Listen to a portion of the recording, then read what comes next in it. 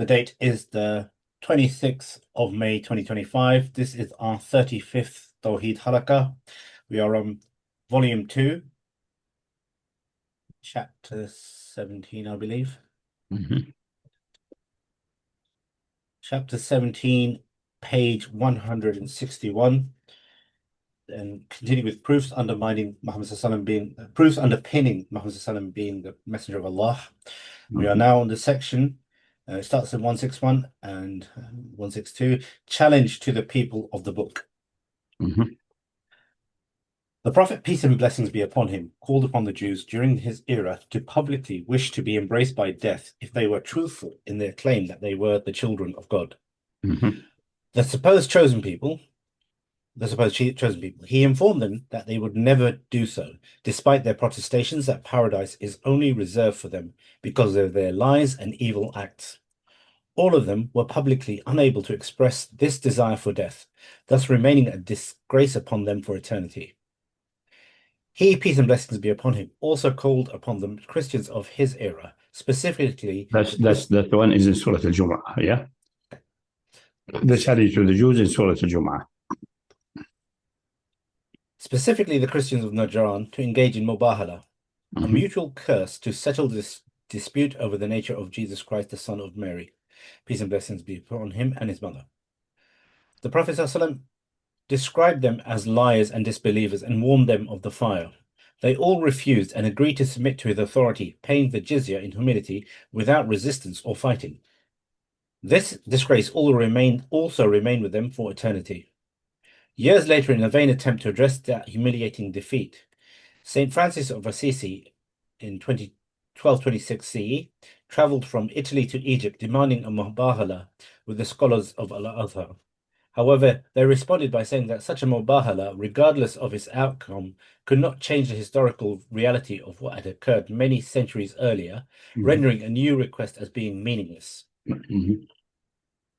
The father of the flames, Abu Lahab ibn Abdul Muttalib, the uncle of the Prophet ﷺ, was cursed by him. He declared that both he and his spouse, Jamil, were destined for the fire of hell, as per chapter 111 of the Quran. That surah is recited to this day. Despite being aware of this, his uncle remained in stubborn misguidance years after it was revealed. In fact, he openly continued in his disbelief, obstinacy, and hostility towards the Prophet ﷺ until the day he died, as an avowed enemy of Islam. Surely it would have been the easiest thing in the world for Abu Lahab to approach the Prophet ﷺ, declare repentance, and express a desire to follow him.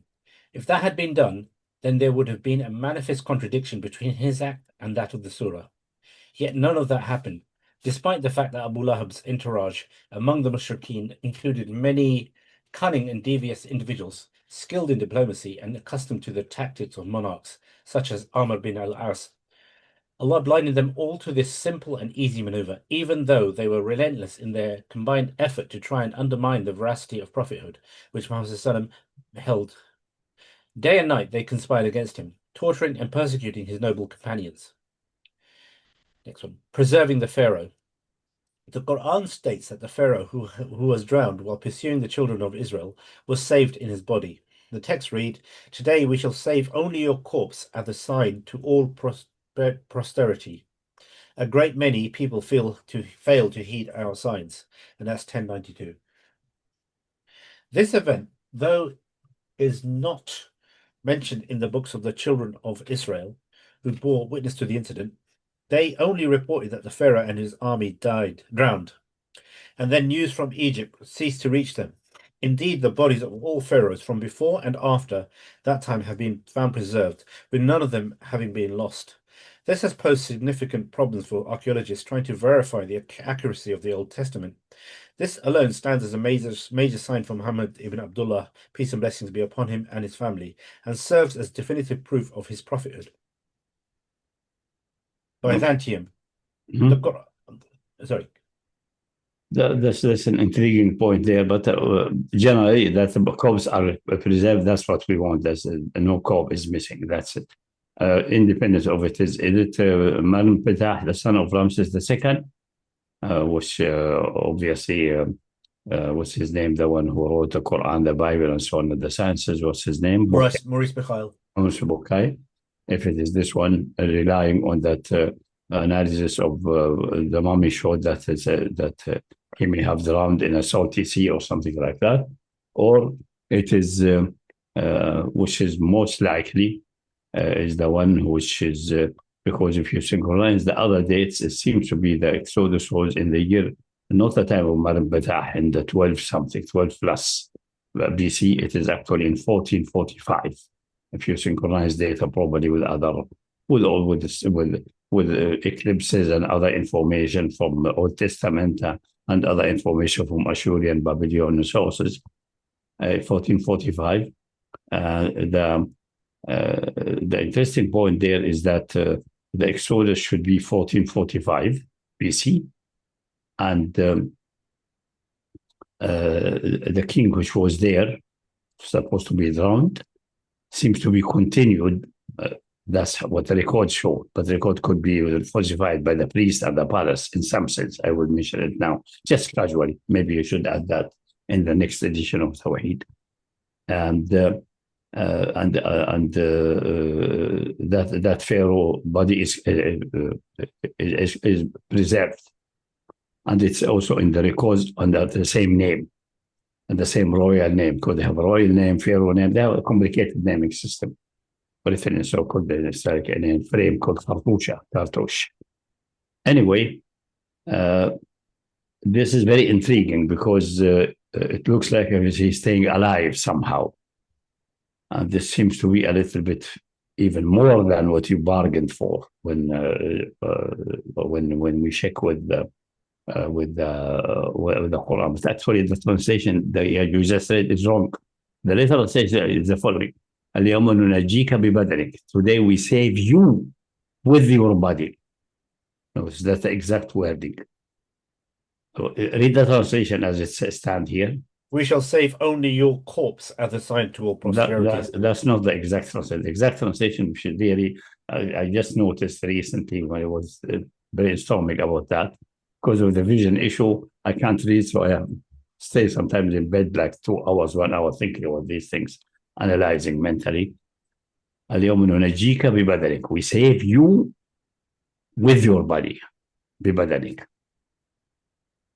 So it seemed to be the best thing is the following: the guy drowned, died, obviously, was thrown by the sea on the other side, and suffered, did not die completely, semi-drowned, but he suffered such a brain damage that he became essentially retarded. He can walk and so on. They can present him to the people. He would be carried back home, but then he continued on the throne, at least nominally, because people notice in the history of this Pharaoh, who starts 1440 and going about 40 years, between 1445, 1445, it seems to be that the character of the Pharaoh, he used to participate in sports activity, himself as a runner and so on, suddenly stopped, and a more docile person came. So possibly he was put on the throne, so in festivities, the view can see him, because you know the way nobody approached Pharaoh or kings at that time close. They see in festivity, he opened sport events and so on by moving his hand and things like that, simple movements. While a vice regent or a co-regent is allocated to him, who runs the affairs, another character, but he's the same king and the same name. So this seems to be quite interesting, but this is another issue anyway.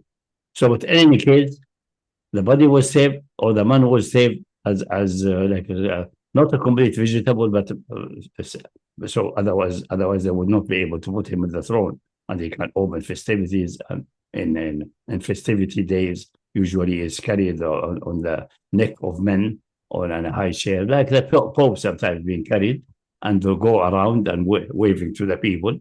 He can't do that. He was saved this way, but he is no more capable of really, like a 10-year-old. Is not worthy of address. Is essentially dead, exactly like Abu Lahab, unable to make tawbah or change his destiny anymore. And sits on the throne, is presented as the Pharaoh, and so on. He succeeded. He finished the Israelis, or the Israelis ran away. Things like that. That's the story, the narrative they tell the poor Egyptian, and they think, great, we got rid of these slaves. They are out of the country and things like that. While running the state affair, another person is the co-regent or something like that.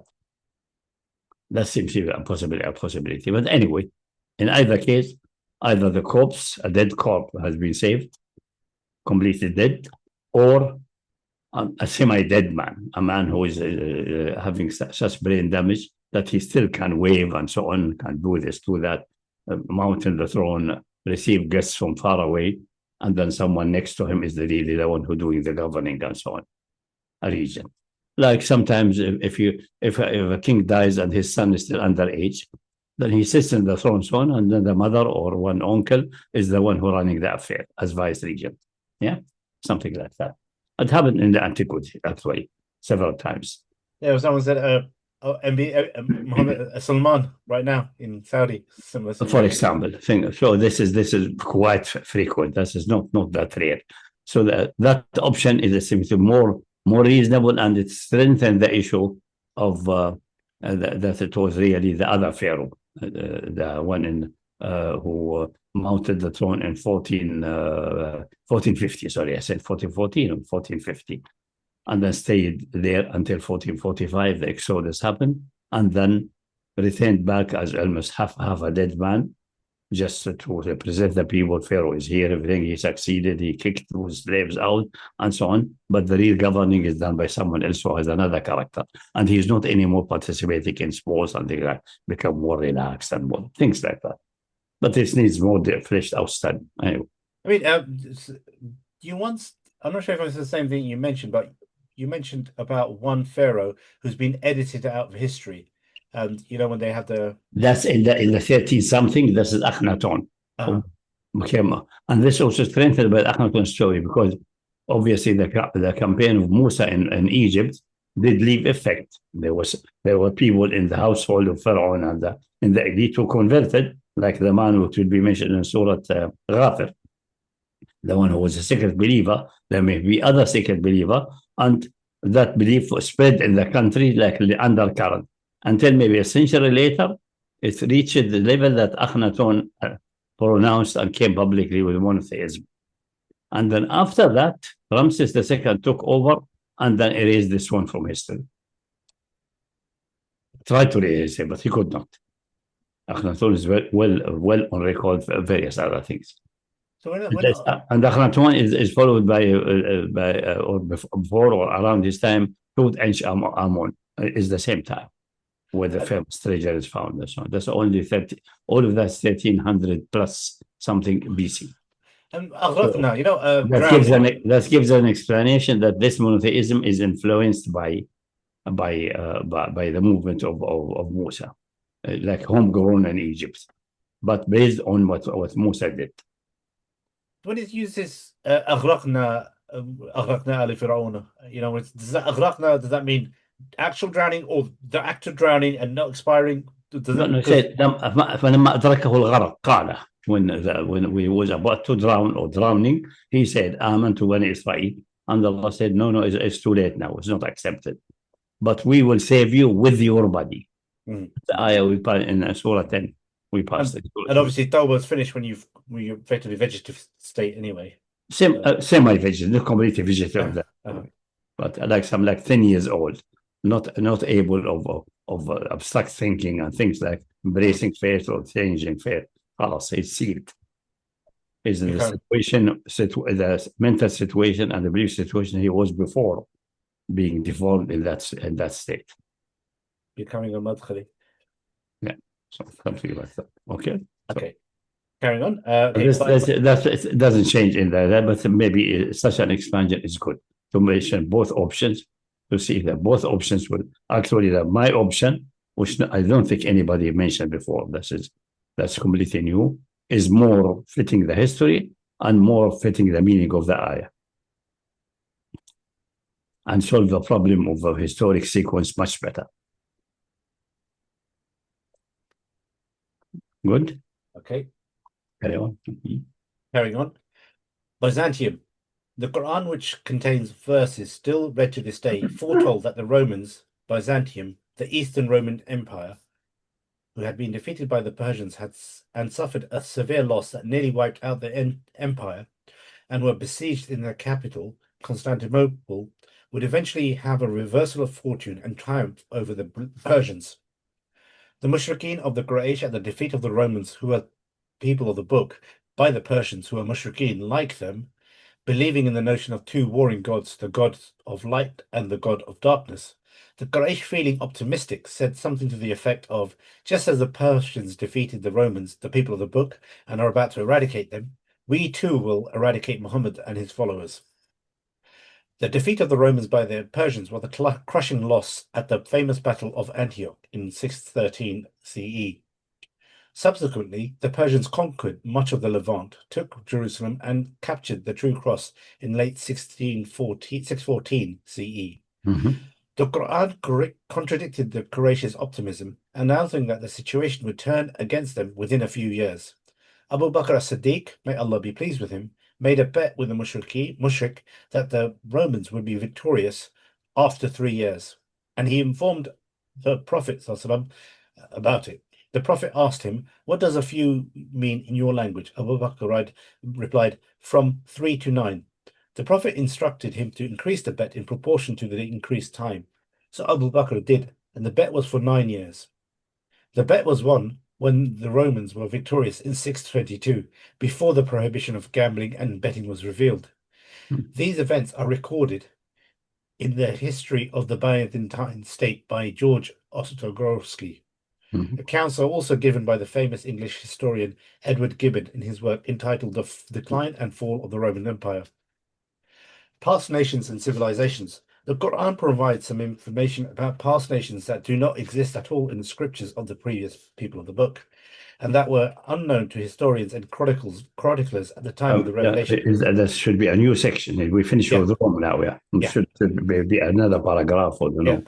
Okay. So before we go there, there is one. There's additional one point is that the ayah says the Romans, use the term Romans, and that's their official name, by the way, until the word Byzantine Empire is later. They never call themselves Byzantine. They're called after the fall of the empire, after Muhammad al-Fatih conquered it, they call them the Byzantine. But themselves, they was always Roman. So when the Quran says Rum, they are the Rum, and they understood themselves as Rum. So that's number one. That's just a linguistic issue, secondary. So Byzantine was not used at that time. Secondly, it says the Romans have been defeated in the Adna al-Ard. Adna either mean the closest or in the lowest. Either to Adna, either the lowest or the closest. If it's referred to a battle, the battle which happened near the Dead Sea before entering Jerusalem, because that was a special fortification and where the major cross, they have a cross, and that's the same cross where Isa or the impostor was crucified. It's not. It's most likely it's not. That one expired and was rotted away. Allahu Alam.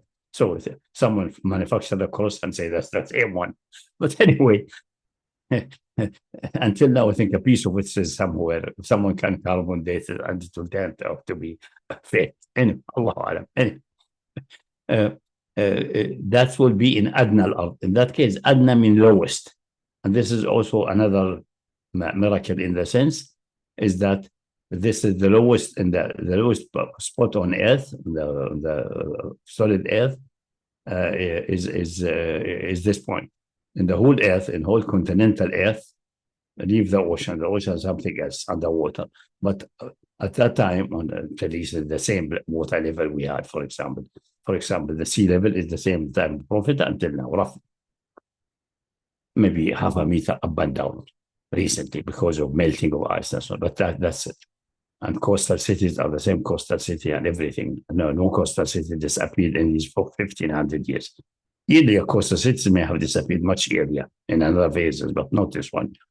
So Adna al-Ard meaning the lowest of the earth, but actually the place of the battle is in the basin of the Dead Sea, and this turned out to be the lowest place on earth. It's under sea level. this place. Okay? Or Adna mean the closest. Closest to what? To the capital city. Because after that, after this battle, or a branch of a Persian army proceeded towards Constantinople, and they defeated also the Romans again, close to Constantinople. And the Romans took refuge in Constantinople, and then they were surrounded from the east, from Asian side, by the Persian, by Shahrabaraz, who became king later in Persia, and did not enjoy it except 50 days and was killed. And from the other side, by the Bulgars. So they were about to fall almost. So they had a defeat there. So whatever it is, it was in the same time, all in a few months difference. After the Battle of Antioch, they started collapsing. Main army retreated to the capital city, and the armies who are stationed permanently in Jerusalem and around to protect the holy city, they were defeated near the Dead Sea. So whatever interpreted, is it the defeat nearest to their capital city, the battle which is very close to the an area where was nobody ever dared in time past to penetrate that deep, or is it the one in the lowest? So it's either the closest to their capital city or the lowest on Earth's surface. Assalamu alaikum, Professor. I think the second interpretation, the closest to their capital, is slightly wrong, because I have read many scholars saying that it means the closest to the Muslims.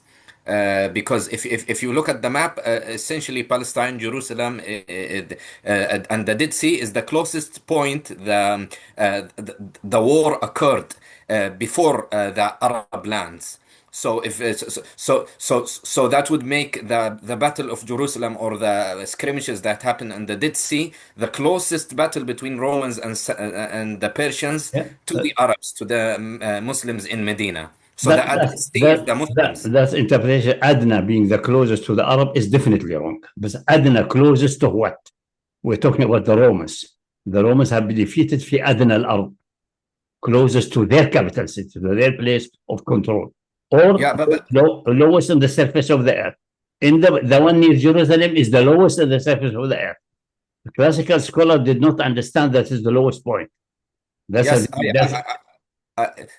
thought the closer proximity, not the lowest. I understand. I'm not discussing that, but I say if this one in the near Jerusalem, which was also a defeat for the forces which are around Jerusalem, because around Jerusalem there's a good section of the Roman Empire forces located permanently, and the main other part of the army is located in Anatolia and fights there and go back to the capital city. So there are two main center of importance. Yeah, but the only remaining point would be that the addressee in the ayah is the Muslims. The prophet. No. Because Allah said, No. غلبت الروم في أدنى الأرض. That's it. What's the addressee? There's no addressee. في أدنى الأرض. If the case the lowest of the earth, that's okay. That's the one in the Dead Sea. Dead Sea, yeah. Okay. This is the lowest. Maybe the classical scholar did not know that, so they needed to fix something. And should the meaning of Adna be the closest to the Arabs. Yeah, which is true, because the addressee وهم من بعد غلبهم, the Muslims, they will win against the Romans. No, من بعد غلبهم سيغلبون, the Romans, always the Romans. No, has nothing to do with the Muslims. Because I thought the addressee in the ayah is the Muslims. No, the addressee are not in that. The addressee, all of them. The only address to the Muslim is later. يومئذ يفرح المؤمنون بنصر الله. That's something. Oh, the third ayah. Yes. So, but that's the ability Adna as the closest is correct, but closest to what? It must be something related to the Romans. Yeah. And when you talk about the Romans, closest to the Romans, to their capital city. So that will be the only sense. So either closest. So check the history, if there's any historic table of Quranic and so on in these books, famous books and so on, about in the same year after Antioch, and where the Romans have a defeat, and then I think Shahrabaraz went down to Jerusalem first, got Jerusalem, got the cross, send it back to Persia, and proceeded. Now say, now khalas, we got everything. Now we can proceed to Constantinople, and there was a battle in Constantinople. Which one the Quran is referred to? Either one of them. All of them are scattered by few months. So the Adna in that case would be the battle near to their capital city, because we're talking about the Romans. غلبت الروم في أدنى الأرض وهم بعد غلبهم سيغلبون في بضع سنين. In that occasion, the believer will be rejoicing by the victory of Allah. Which victory is meant? It turns out to be Badr victory. But independent of that, until now, it's only the Romans. So Adna, is it the lowest or the closest? Nearest. Both meaning. The classic may say nearest because that place is nearest to the Arabs. They try to fix the meaning of this because they do not know what the Adna means, being lowest. Because at that time, nobody has measurements of how high or low are things relative to the sea level. Nobody thought ever that some place on Earth, in the crust, in the continents, will be so low compared to the sea level. Okay. Okay, carry on. Okay, so that's just the point I'm stressing. So this or this. So if it is the one the man mentioned, we have to check history.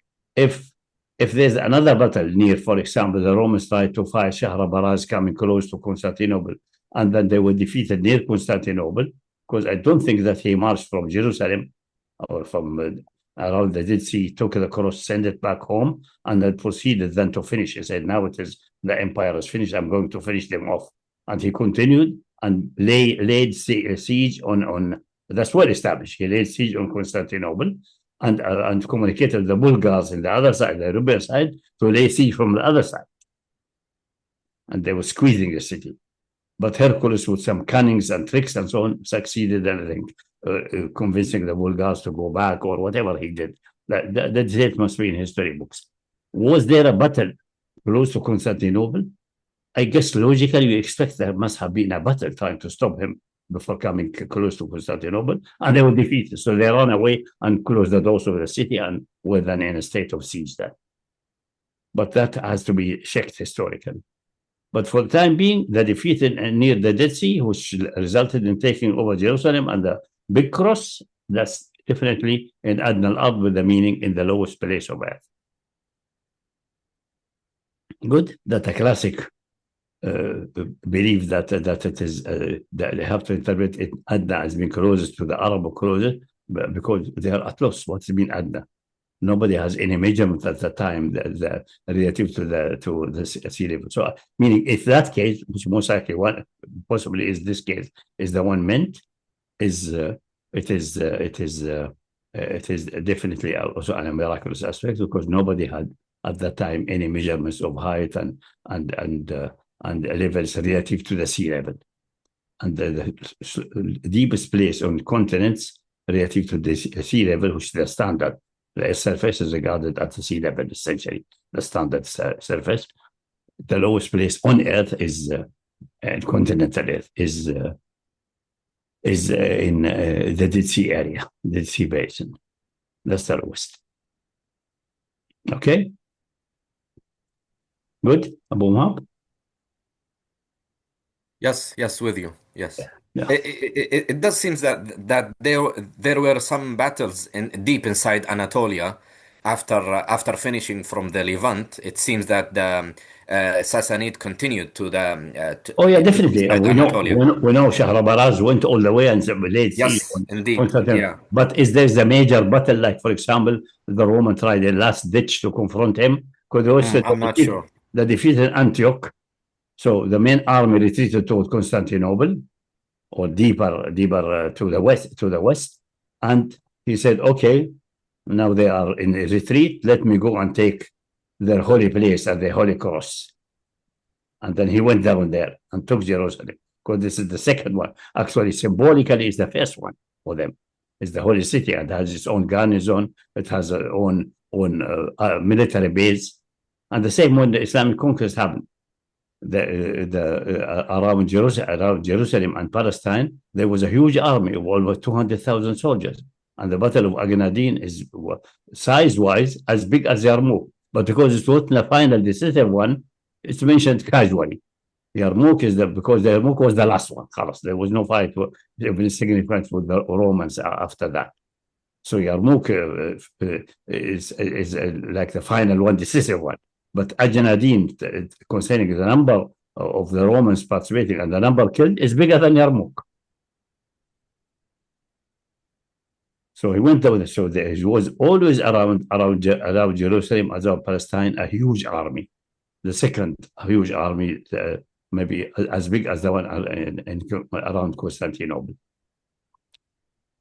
So we have to check if there's a major battle really on in his way to. It may be skirmishes, small ones. Then they're most likely they are not mentioned. But if there's a big one, close to Constantinople, and then the army ran away to the city. The city is very well fortified and closed the doors. That would be then Adna al-Ard, closest to the place. That can be checked historically. But the general idea is that Adna al-Ard is the lowest of the earth, and this is the word, because the word Adna means both. The lowest or closest. Okay, so this is just an extra flavor. Yes. The most important thing is prophesying that everyone believes the Roman Empire is gone. The big cross is taken because after the defeat in the lowest point of the earth near the Dead Sea, they scattered all over there. Some ran back to Constantinople, and Shahrabaraz entered Jerusalem by force, took the big cross, and send it back to Persia, and then even send maybe a detachment to take Egypt. And he took also Egypt from the Romans, because Egypt was always belonging to the Romans since the time before Christ, even alayhi. Good. Then he proceeded then towards Anatolia and towards Constantinople to finish off the empire. So everything indicating the empire is finished, it's collapsing, it's gone. There's no way it can recover after all these defeats. Antioch, then the one near the Dead Sea with the loss of the big cross, which is a symbolic massive strike against the Roman Empire, the Eastern Roman Empire, because the Eastern Roman is really the staunchly Christian empire at that time. There's no way this seemed to be recoverable, and then now Shahrabaraz is in the way to Constantinople. That looks like khalas, end station. Everything is gone. Okay, good. So this is the main miracles for prophesying the victory of the Romans. Okay, carrying on. Yeah, next. So what was the next point? It does have a special title, a subsection? Next section is Past Nations and Civilizations. Okay, good. The Quran provides some information about past nations that do not exist at all in the scriptures of the previous people of the book, and that were unknown to historians and chroniclers at the time of the revelation of the Quran. In particular, the Quran mentions that one of the ministers of the Pharaoh, or perhaps one of the leading figures in his tyrannical regime, was named, or rather had the title of Haman. Multiple verses confirm this. One such example being, remember Qarun and Pharaoh and Haman. Moses brought them clear signs, but they behaved arrogantly on earth. They could not escape us. And that's 29 to 39. Okay, and so only one of the verses is quoted. So this is an appendix, just to say that only one of the verses is quoted here for the translation. The remainder of the references are 40, 36, 28, 6, 8 and 38, 40, 23, and 24. So sort of 40, 23, and 24 is successively. Those are the additional references. So if you want to check for yourselves, feel free, inshallah. That reference in the verse has perplexed many who claim that Muhammad ﷺ derived his historical information from earlier scriptures. However, those do not mention this name when discussing Moses and Pharaoh.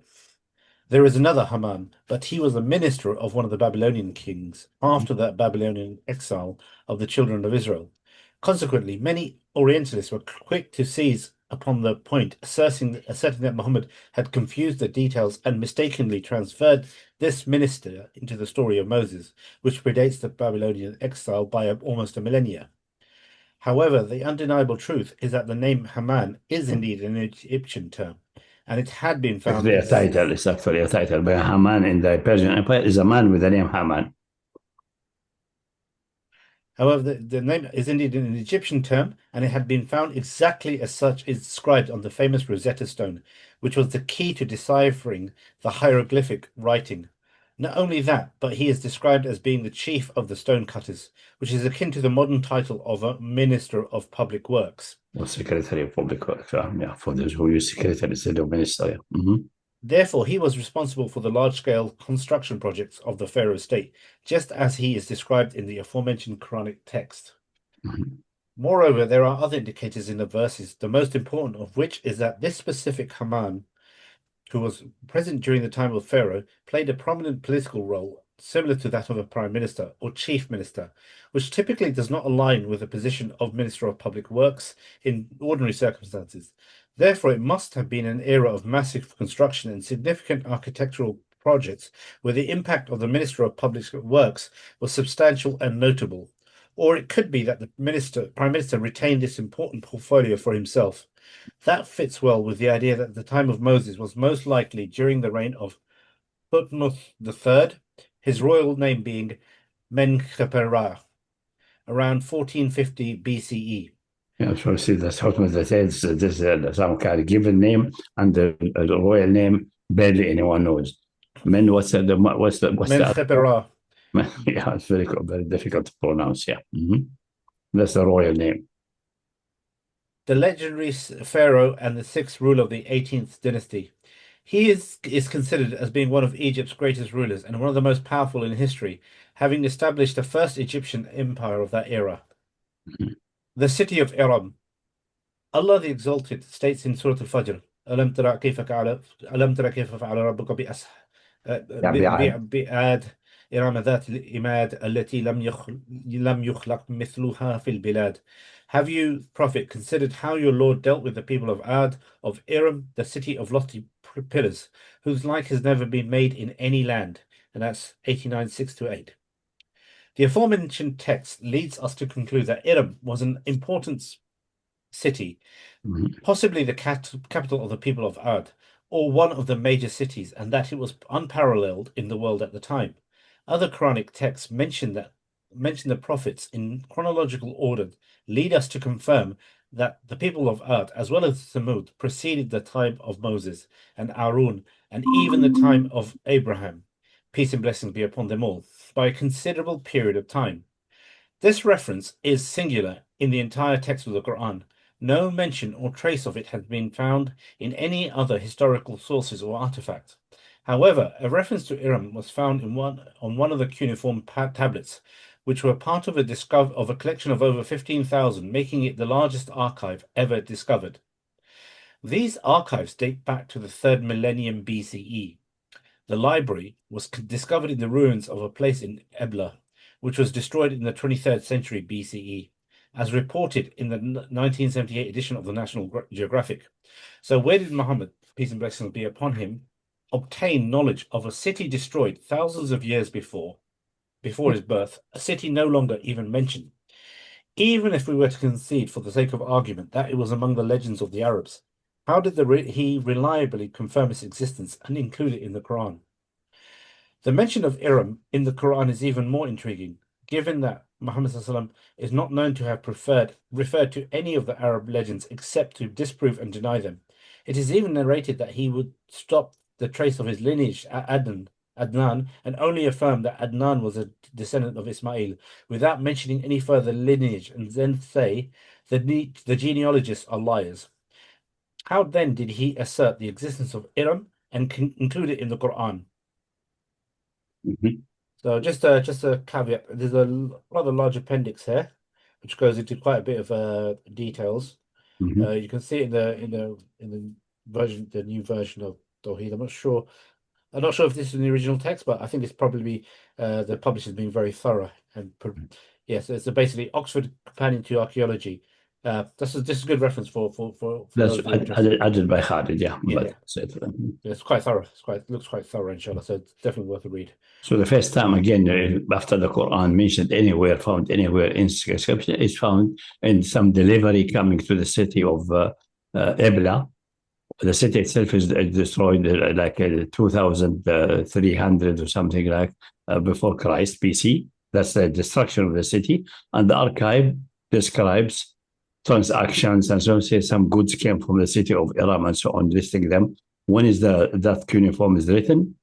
Definitely before the destruction of the city, maybe 200 years, 500 years, we don't know. But it's definitely considerably in the third millennium, maybe in the early part of the third millennium, maybe 2700, 2800, something like that, which makes good sense. Next section, divergence from previous scriptures.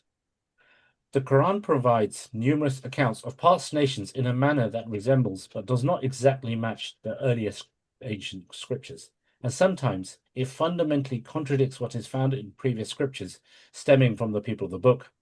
One clear example of this is where the Quran exonerates the Prophet Solomon. The Jews and even the Christians, when pushed, level accusations of apostasy, kufr, and dabbling in black magic against the Prophet Solomon, peace be upon him. From the perspective of the Christians, they would argue he was a wise king who was led into idolatry through many foreign wives. The question therefore arises, where did Muhammad obtain this from? If he were a deceitful and cunning false prophet, surely he would not have involved himself in such controversies without necessity or a compelling reason. If he were deluded, believing himself to be a prophet due to uncontrolled emotions or a disturbed imagination, what could possibly be his motivation? All the motivations of his so-called subconscious mind in fervently supporting Suleiman and describing him as a prophet, contradicting what was widely accepted among the Jews and believed even by their children about Solomon being a magician and setting up the worship of idols. Moreover, there was no kinship, affection, or any practical connection between them. Perhaps over a millennia and a half separated them, with Suleiman and Muhammad belonging to two different peoples who despised and looked down upon each other. The Arabs and the Jews, yeah. So there's no reason really to accelerate or denigrate or improve or had no relation to Suleiman, to accelerate him or make him a prophet or, instead of magician or magician instead of prophet. No motivation, no relation with Suleiman. And the Arab had not very much of a relation with the Jews. There were Jews settled in Arabia and they were speaking Arabic. Some of them are good poets, that's all. And they have business transaction with them, but did they ever accept them as real brothers? No. They look at it with some suspicion anyway. So, Similarly, the Quran exonerates Harun, peace be upon him, from the Jewish accusations, as found in the Old Testament, that he was the one who made the golden calf.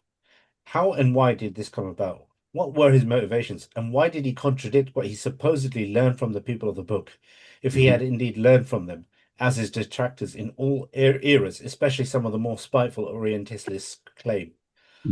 Also, in the story of Joseph and his brothers, the Quran diverges on several significant points from which is presented in the Old Testament, as they exist in the hands of the Jews and Christians. For example, the Old Testament states that Yusuf's brothers sold him to a caravan of Ismailites. However, the Quran indicates that they did not directly sell him.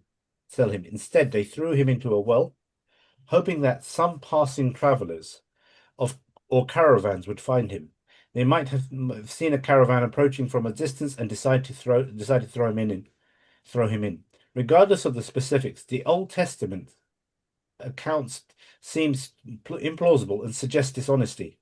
The Ismailites, being the older brothers of Isaac, Ishaq, the direct ancestor of Yusuf and his brothers, could not have multiplied in such a short time to form a caravan traveling to Egypt for trade, deserving to be called a caravan of Ismailites, especially since they were located deep in the Arabian Peninsula. This is a later fabrication after the Ismailites had become a large nation with organized caravans and had engaged in skirmishes, hostilities, and wars with the Israelites. Some later fabricators among the descendants of Israelites created this myth to portray the Ishmaelites in a negative light, following the tactics of false propaganda and psychological warfare. Since Yusuf's brothers, the sons of Jacob, peace be upon him, committed that heinous act against their own brother, why not include the Ismailites in the blame so that everyone appears equally villainous and criminal? But let me add something. I found or someone reminded me, got my attention. There's the story is repeated again about that, but this time in the Old Testament, in Genesis, but instead of a caravan of Ishmaelites, now with the caravan of the Midianites, the people of Midian. So there's the internal contradiction, even that maybe I should add that in the new edition. Additionally, the Old Testament itself is self-contradictory. But in either case, Midianite or Ismailite, whatever the motivation, the Quran says clearly, the brothers did not sell him. They just put him in the well, hoping that someone will pick him up and they get rid of him. And they may be watching carefully for a caravan or something coming in the horizon, say, well, that's a good time now, dump him. They will pick him up. And most likely they will not be close so that anyone see them. They're watching from far away. So they don't know, they should not know the reality of the fact if they are Ismailite or Midianite or Chinese. Just a caravan person. That's it. So the logic dictates that what the Quran tells is the logic order of things, not these story, which is definitely fabricated now. We know because one time it's the Ismailite, one time it's the Midianite. Midianite has what they descend from not from Ismail. According to their genealogy, the Midianite descend from Madian, the son of Ibrahim. Again, the time elapsed is too close for the Midianite to develop to any great number of a caravan. They became later a bigger nation, maybe several hundred years later. That's okay. 300, 400 years, you can grow from one person into tens or hundreds of other people. That's okay, but not in just 2 generations. You don't develop such a level that you have a caravan going to Egypt and making trade. It's not possible. Neither Ismailite nor Midianite. Okay? So I will add that, inshallah. So it's so it's good to show that the Old Testament is contradictory. So which shows clearly that in both cases it must be a fabrication, and they are internally contradictory in addition. So yeah, so that's one extra point in addition. But the way the Quran tells a story, just purely from a logic of the development of things, makes very good sense, much better sense than the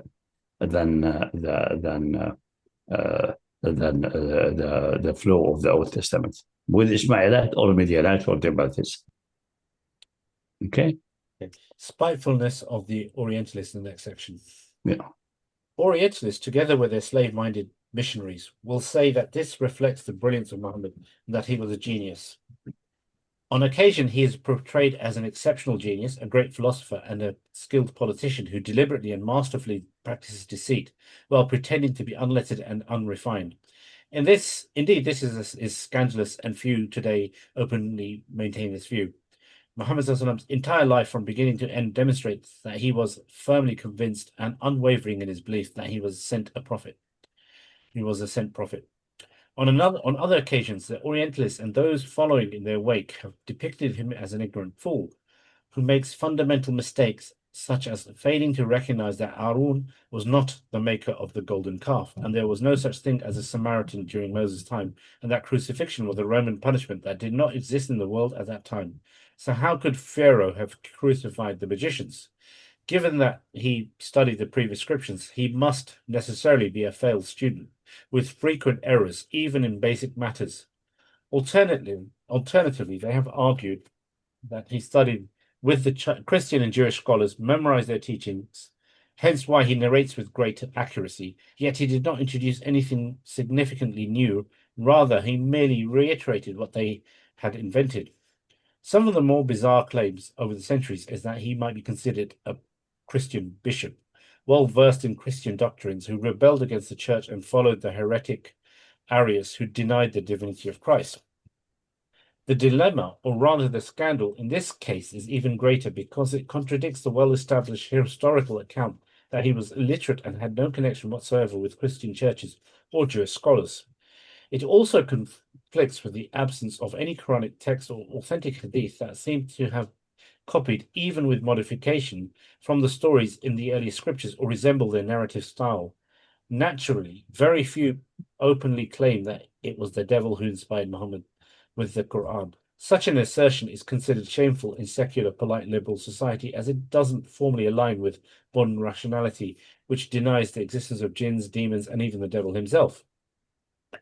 However, it is worth noting how remarkable is this supposed devil, who inspires a Quran filled with exhortations, wisdom's commands for justice and kindness, maintaining family ties, and compassion for orphans, the poor, and the weak. What an extraordinary devil this is, who knows the secrets of the future and the depths of the past. Perhaps people will soon present us with a new theory to explain the phenomena of Muhammad.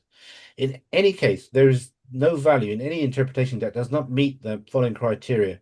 That A, it must be comprehensive in explaining all aspects of the phenomena without exception, and it must be internally consistent, free from inherent contradictions. Other proofs, section. There are other proofs which are notable. Is it worth expanding upon this? Because obviously, if a person wants to come across with a narrative, a hypothesis, so to speak, it has to fit all of them, and it can't be internally contradictory. Is that what you're saying? Is there any? No. If they say the phenomenon of Muhammad, how to explain it? If you bring a theory like that he studied the Old Testament and he's a genius, then he not make such blunders as you claim. He makes stupid blunders. That's inconsistent. He should be a genius everywhere, generally. And such simple blunders that inventing a Samaritan, a Sumerian or Samarian who made the golden calf to exonerate Harun. Where is the Samaritan come from? According to all the scripture they have there, and the history available at that time is Samaria is created much later. The Samaritan existed, the usual the good Samaritan and so on. Others all much later than that. The time of Musa, they existed after the fall of the northern kingdom of Israel. The remainder of that is the Samaria. So it must be something else. And in the Quran interpretation, I told you the Samaritan is actually the Arabic pronunciation of a Somarian. Somari. That's the Iraqi. This man is from Iraq. Has nothing to do with Palestine. That's for example. So you have to explain that. So he's sometimes ingenious, and the story of Harun is so clear and prominent in the Old Testament that there is no escape that he's the one who made the golden calf. It's very clear, according to their narratives. So how come that now suddenly Muhammad invent this one? And why? What's the motivation? So the claim that he's an ingenious and studied the old scripture and distilled his narrative contradict the fact that he makes such blatant errors, for example. So he's not consistent. So he's a fool, he's a bad student, and this applies everywhere, or he is ingenious and this applies everywhere. Neither of them will apply. And in addition to that, any counter theory that they bring would not withstand the Occam razor, right? Because they just keep adding unnecessary factors to their theory that but these fundamental conditions, even the two fundamental philosophical conditions of truth are not there. Occam razor is let's say, of philosophical economy. You don't add more hypotheses than needed. Yes. That's economy. No, I say the fundamentally. An explanation, if it's just not comprehensive and not internally contradicted, does not work. Indeed, yeah. And then another one that he's having mental problem and have epilepsy and things like that. But all his life showed intelligence, statecraft, excellent things like that. Just when he received the revelation, he's in a certain state, and that state, as described, does not like epilepsy. He never fall in the ground. He never have foam coming out of his mouth. That's what epilepsy does, and we know that. If someone has an epilepsy fit, then the people around him will do the best to prevent him from biting his own tongue. We know that, what epilepsy looks like. And the Arabs know what epilepsy. They never use they know what's epilepsy. And we have many narrations that people with epilepsy came for him for curing, like the black woman and so on. So they know very well epilepsy and the difference of that, how he received the revelation. So every claim is having its counter refutation in the claim itself. Like, for example, here we see revelation on the back of a camel. If it's epilepsy fit, what has epilepsy fit was that the camel is unable to stay standing. It has to go down and to its knees. I mean, there's an enormous weight on him, on the camel. And the camel is a tough animal. It can carry almost a ton. So what's this? There's no way an epileptic fit will make Muhammad suddenly become like a ton or squeeze the camel to force him down. That's not feasible. Physiologically and materially is not feasible. All of these contradict each other. It makes explain part of the phenomena, but nothing else on the other side. But in addition, the Okamri as well. Like add more hypotheses. Maybe this one, maybe this one. That's obviously not the way to do things in a systematic, logically and rationally compelling way. But the two fundamental condition is that any explanation of a phenomena must explain all the aspects of the phenomena and must be internally consistent and no contradiction. Otherwise, it's not an explanation. It's just some kind of imaginary construct. It's not an explanation. Can't be accepted. Okay, now, next. Okay. Next section, other proofs. There are other proofs which are notable, also transmitted by Tawatur, but sit outside of the text of the Noble Quran. Notably among them are the following. When the she-camel was braying after its offspring had been lost, that was heard by all who were present, including many crowds. Gushing water sprang from the hands of the Prophet ﷺ on more than one occasion. He, peace and blessings be upon him, managed to quench the thirst of an entire army by way of this. Some performed ablution, others bathed to replenish themselves. What was the first one about she-camel? What was it saying? It just said when the she-camel was braying and its offspring had been lost, that was heard by all who were present, including many crowds. I'm not sure what that one's related to. Maybe they haven't translated it adequately. Want to revisit? Is that when the drawing a blank? I'm not familiar with this incident. Is anyone familiar with the Arabic? Come recall it. I don't remember this way. I don't remember something like that. I just watched it. We'll check the Arabic. That's not a major point anyway. We'll check what is it. The Prophet fed hundreds of people with a small amount of food that could barely satisfy a dozen. All ate and were full still, and there were leftovers. And that's in Khandaq, isn't it? That's in Khandaq. Also, was it Tabuk when he put the spread out and people kept continuing eating? Was it that one as well? That's another one. No, there's in Tabuk. Yeah. Various kingdoms submitted to the Prophet ﷺ, and including those of Yemen, Bahrain, and Oman. Submission born from his command and given the signs that they were confirmed by them. He did not seek their conquest, nor was he of royal stock in that sense, but an orphan.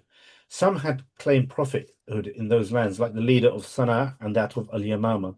However, despite both having strong armies and territories, they did not get any to succumb to them. Taken on that material view, the Prophet ﷺ would have been perceived as the weakest among them. Unlike anyone in known history, he, peace and blessings be upon him, brought civility and humility to the Arabs. Prior to Islam, the Arabs were a racist, arrogant, and rebellious people who did not recognize central authority, despised obedience and discipline, and looked down upon other nations. Yet they were brought by him to establish prayer, pay alms, abandon pride and arrogance, embrace humility, and patience in seeking retribution for wrongs committed against themselves or others, regardless of their status, whether low or high. Replicated by none, he, peace and blessings be upon him, established a rule to listen and obey legitimate constituted authorities. He prioritized knowledge and virtue, even if they were black slaves, despite having neither great wealth nor tribal support to assist him. Indeed, his own tribe was the first and foremost in denying him, chasing his followers and torturing them, to the extent that they fled to the Negus in Abyssinia. Among the foremost deniers were his uncle and his extended family. Yet everyone who followed him did so willingly, impressed by the signs he presented, and he never took a town by force or domination except for Khaybar and Mecca alone. Many future events were prophesied by him. Unlike statements of soothsayers or alleged seers, these prophecies were accurate, detailed, and well outside the purview of what could have been known. While there are others to follow, a great many prophecies have already come to pass, hundreds of years after these foretold, notwithstanding those within his own lifetime. Noteworthy is that these prophecies came to pass long after the compilation and dissemination of the corpus of hadith to the corners of the globe. Given this, no credible allegation of tampering or putting back can be advanced. That point requires emphasis. While some may have tried to argue, raising an objection that narratives were fabricated and reinserted into the corpus after the event, not before, yet this is not possible. Such prophecies multiply the truthfulness of his noble mission, as has been mentioned and uncovered exhaustively here and in many other works. Many original manuscripts from the corpus of hadith exist to demonstrate veracity, and that these were canonized long before such prophecies came to pass. Approximately the date for this canon or corpus can be marked as 450 after Hijri, or 1050. That's the max. That's the max. Everything is written down by that time. Is this when you mentioned it being everything going before the Waraq being published so widely across the horizons? It is easier than that, but I'm putting the maximum date possible. Yeah, I'm putting the utmost maximum. Actually, the coding and the writing down started late 1st century, early 2nd century. Already mid 2nd century, we have Muwatta of Malik. We have both Sufyans have their own books. We have Ma'mar, the Jami' of Ma'mar. We have the book of Abdul Razzaq and so on. A number of well-established books still are in our hands now, and they are printed out and they are also available in Shamila. And then after that, we have then various Musnad Ahmad, Musnad, and then various several Masanid and so on. And then after that, we have Bukhari, Muslim, we have Tabarani, we have all of it in the 3rd century. And then, but giving liberty even for things may have been collected later up to Tariq Dimashq, up to Ibn Hazm even have his connected chain, but he is taking from books anyway. But assume these books are not found, or the small pamphlets are not found, they are in Ibn Hazm. That's 450. After that is really, if the thing is quoted from books, with isnad, even with books, so even the books with isnad are mentioned. But, and then we, concerning, for example, the fire in Hijaz, that's not only spread all over the horizon, it is mentioned in the Muslim, and we have copies of Muslim from the 5th century for something, well before the fire of Hijaz. The copies themselves physically in our hand. So nobody can insert anything of them. They are written at that time, and we have them in Istanbul and elsewhere. So you got a question? So they are definitely there, written and well established before the fact. Someone's got a question far away? Yeah, carry on. Sorry, just want to ask, which was the first book? I know you said the last bit, 450. Sorry. No, as I said, that's the utmost late. I don't know, but sorry, just for reference, I'm very ignorant. Just want to know what was the not first book is Ibn Hazm in his fiqh. No, you said about Al-Razak. He said mentioned various names of the first, the early. You mean the first or the last? The first. First, there are books of Ibn Abbas, but they disappeared because the people have summarized them in later books. For example, Ibn Abbas had books. Okay. Some of those, give us some of the famous collections you mentioned earlier. Was it Abdul Razzaq? Who else was there? We have, for example, the narration of Abu Huraira. It is a juz by Hammam ibn Munabbih. Sahifat Hammam is available as a sahifa also. That's early 2nd century. Then we have Majma' Rashid, the collection of Ma'mar ibn Rashid. This is available. And this is in print also now. We have Abdul Razzaq. And we have various other books. But even before that, we have the book about Maghazi by Ar-Rum ibn Zubayr. And we have almost certainly at the time of Ma'mar and Abdul Razzaq, we have the Maghazi of Ibn Ishaq, which was later abridged in Ibn Hisham. All of that is mid 2nd century and before. And they're very smaller sahaif and so on here and there. Yeah. And we have reports about Sahaba having sahaif, about 100 sahaif are mentioned. So the writing is very early, but I'm just mentioning the latest one because all the miracles of later we have materialized are later than 450 anyway, and up to 450 everything is in the books, written and distributed over the horizon, from Andalusia all the way to China. And some of these books, the important ones like Muslim and so on, are physically in our hand, the old ones themselves, with the old paper, not just copy, the original one.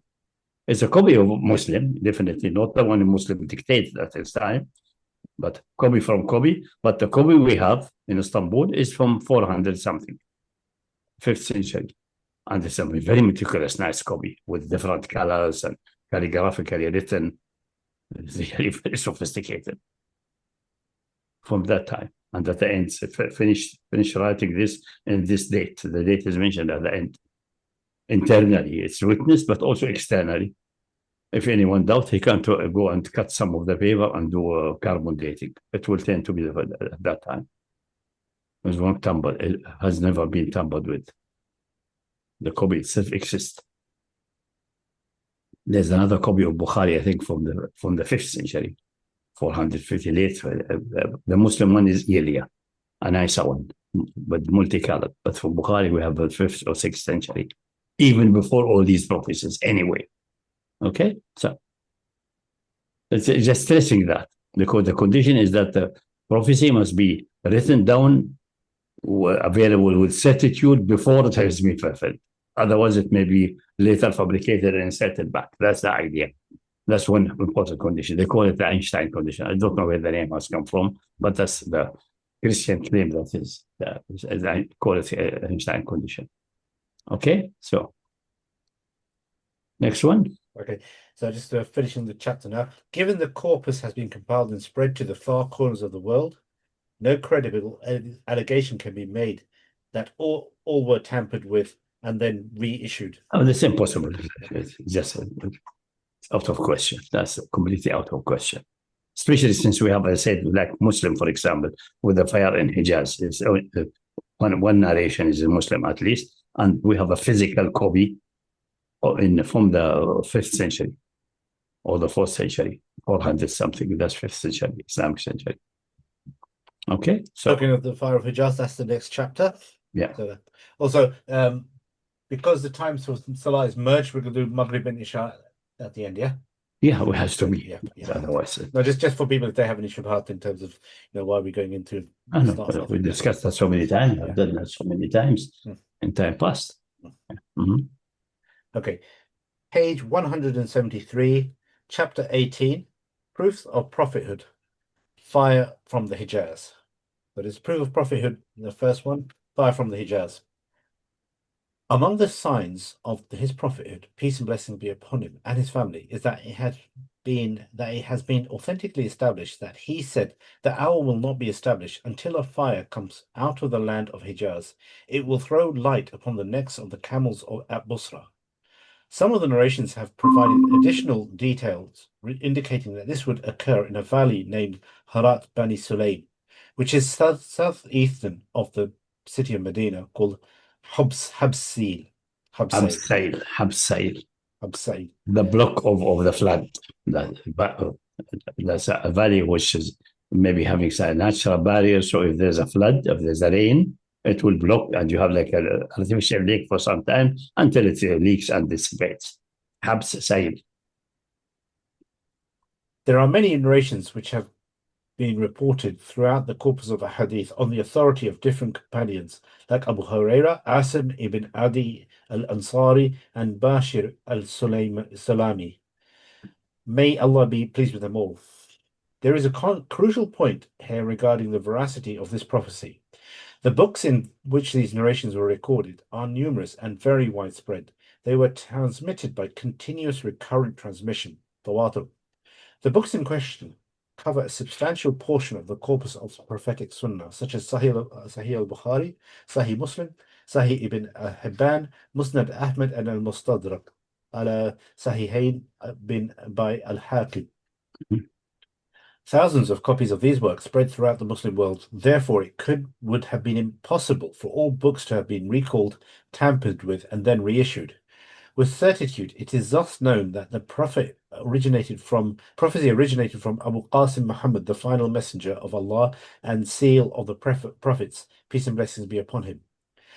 A summary study of this topic is outlined here. To begin, the following authentic narration has been recorded in Sahih Al-Bukhari. Abu Ya'man narrated to us, Shu'aib reported to us from us, Zuhri, Sa'id ibn al-Musayyib said, Abu Huraira reported to me that the Messenger of Allah, peace and blessings upon him, said, the hour will not be established until a fire comes out of the land of Hijaz. It will throw light upon the necks of the camels at Busra. That is Sahih Bukhari, volume 6, number 6701. Other scholars have cited the same tradition in their respective collections, such as Imam Muslim in his Sahih, Ibn Hibban al-Hakim. It has also been narrated by the way of Uqayl ibn Khalid and others from Az-Zuhri. In Al-Mustadrak, al-Hakim recorded the following. Ahmed ibn Kamil al-Qadi reported to us from Muhammad ibn Sa'ad ibn al-Hasan al-Awfi narrated to us. Uthman ibn Umar ibn Faris narrated to us.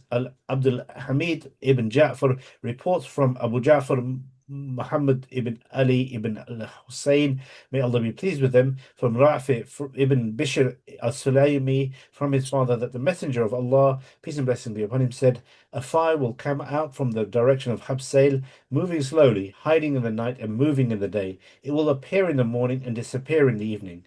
People will say, the fire has appeared, so be alert. The fire will then say, the fire says the fire will, I don't know, the people will then say maybe. The fire will then say, O people, the fire has gotten what it wants, so you may go. Whoever is caught by it will consume him. That's metaphorical. The fire is slow, but they said, I got what I need. You can go, but I'll follow you until it terminates at Medina. That's metaphorical. Describing the fire as a person talking to you. Yeah. So that is from Sahih Muslim and Ibn Hibban. References are in the original text. Again, other scholars cited this tradition in their respective collections. Next section, location. With regards to the location of Habsail, that can be gleaned from the sources. Firstly, Al-Hakim recorded the following tradition in his Mustadrak, which contains the following wording. The Shaykh Abu Bakr ibn Ishaq narrated to us Al-Abbas ibn al-Fadl al-Asfati reports Ismail ibn Abi Awais narrated to us Abayat ibn Bakr ibn Abi Layla al-Hudhani narrated to us from Ibrahim ibn Ismail ibn Mujamih from Abdullah ibn Abu Bakr ibn Muhammad ibn Amr ibn Hazm from his father. He said Abu al-Badah Ibn Asim al-Ansari narrated to me from his father that he said, the Messenger of Allah, peace and blessings be upon him, asked about the recent arrivals and said, where is Habsail? We replied, we don't know. Then a man from Bani Sulaim passed by me and I asked him, where have you come from? He replied, from Habsail. So I called for my sandals and hurried to the Messenger of Allah, peace and blessing be upon him, and said, O Messenger of Allah, you asked us about Habsail, and we had no knowledge of it. But this man passed me by, and I asked him, and he claimed that his people are there. The Messenger of Allah, peace and blessing be upon him, asked him, where are your people? The man replied, in Habsail. The Prophet then said, move your people away, for soon a fire will come out from it that will light up the necks of camels in Busra. Al-Hakim said this hadith had a Sahih Isnad, but they did not cite it. So there's a long reference here as well in the text. The following has been cited in Mujam' al-Buldan by Shihab ad-Din Abu Abdullah Yaqut ibn Abdullah al-Rumi al-Hamawi. This is the geographer, the one who traveled the Muslim world, describing cities and distances between cities and so on. So he's a traveling geographer at that time. So he heard these ahadith, and he does. I think I put in parentheses his death date, or there's nothing there. Yes, he does. So Al-Hamawi, he died in 626 Hijri. 626. Yeah. Okay.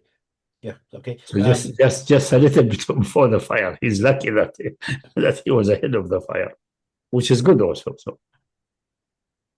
Zamakhshari said Al-Habs with a Dhamma is a mountain which belongs to Bani Murrah.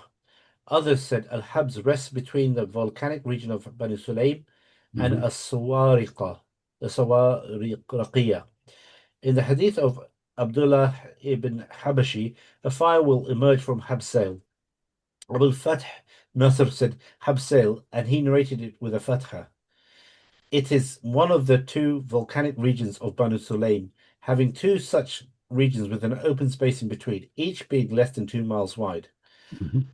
Obtained from various readings of the authentic text, we can discern that the eastern volcanic region of Medina, which is also known as Harat Bani Sulaym, Harat Waqib, Harat Bani Qurayza, or Zahra, is the northern part of the large Harat Rahat, appears to be divided into two separate volcanic regions.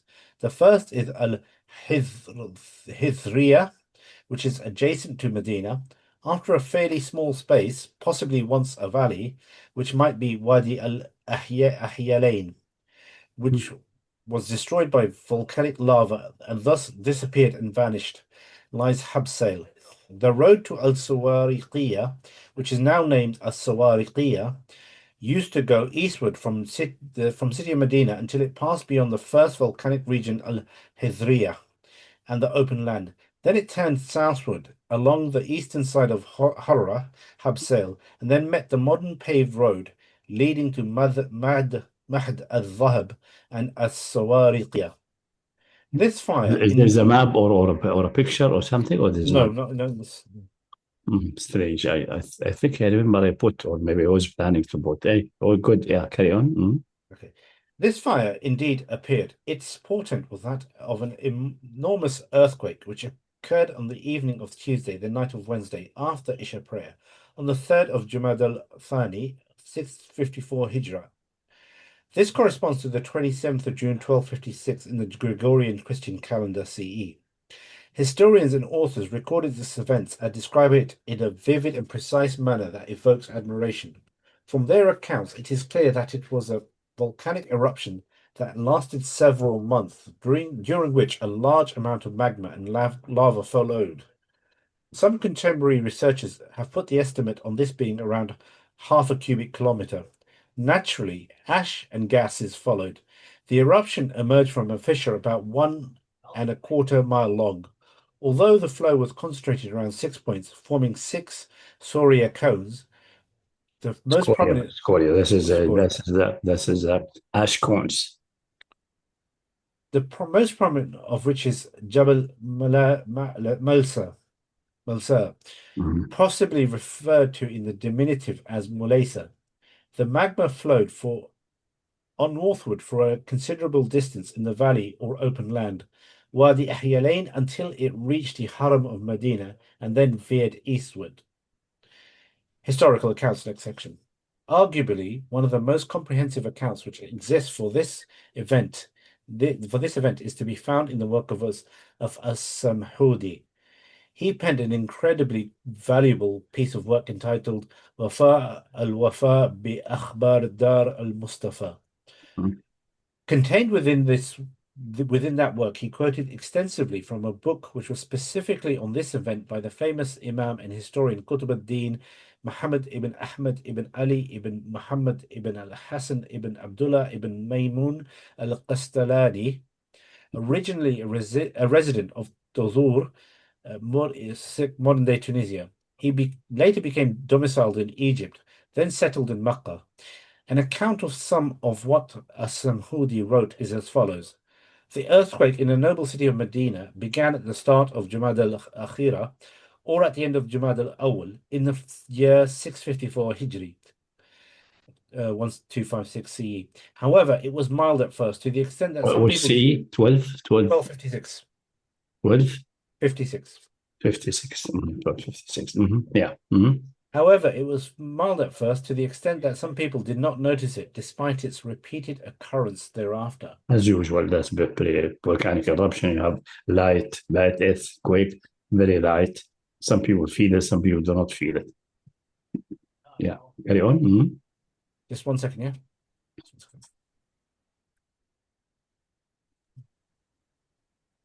The intensity increased. One second. Yeah. The intensity increased on Tuesday, as reported by Al-Qutb al-Qastalani, becoming so significant that both the general public and the elite alike could feel it. Then on the night of Wednesday, the 3rd or 4th of the month, in the last third of the night, a great earthquake struck Medina, causing people to fear for their lives and deeply unsettling their hearts. The tremors continued throughout the rest of the night and persisted until Friday, accompanied by a sound louder than thunder.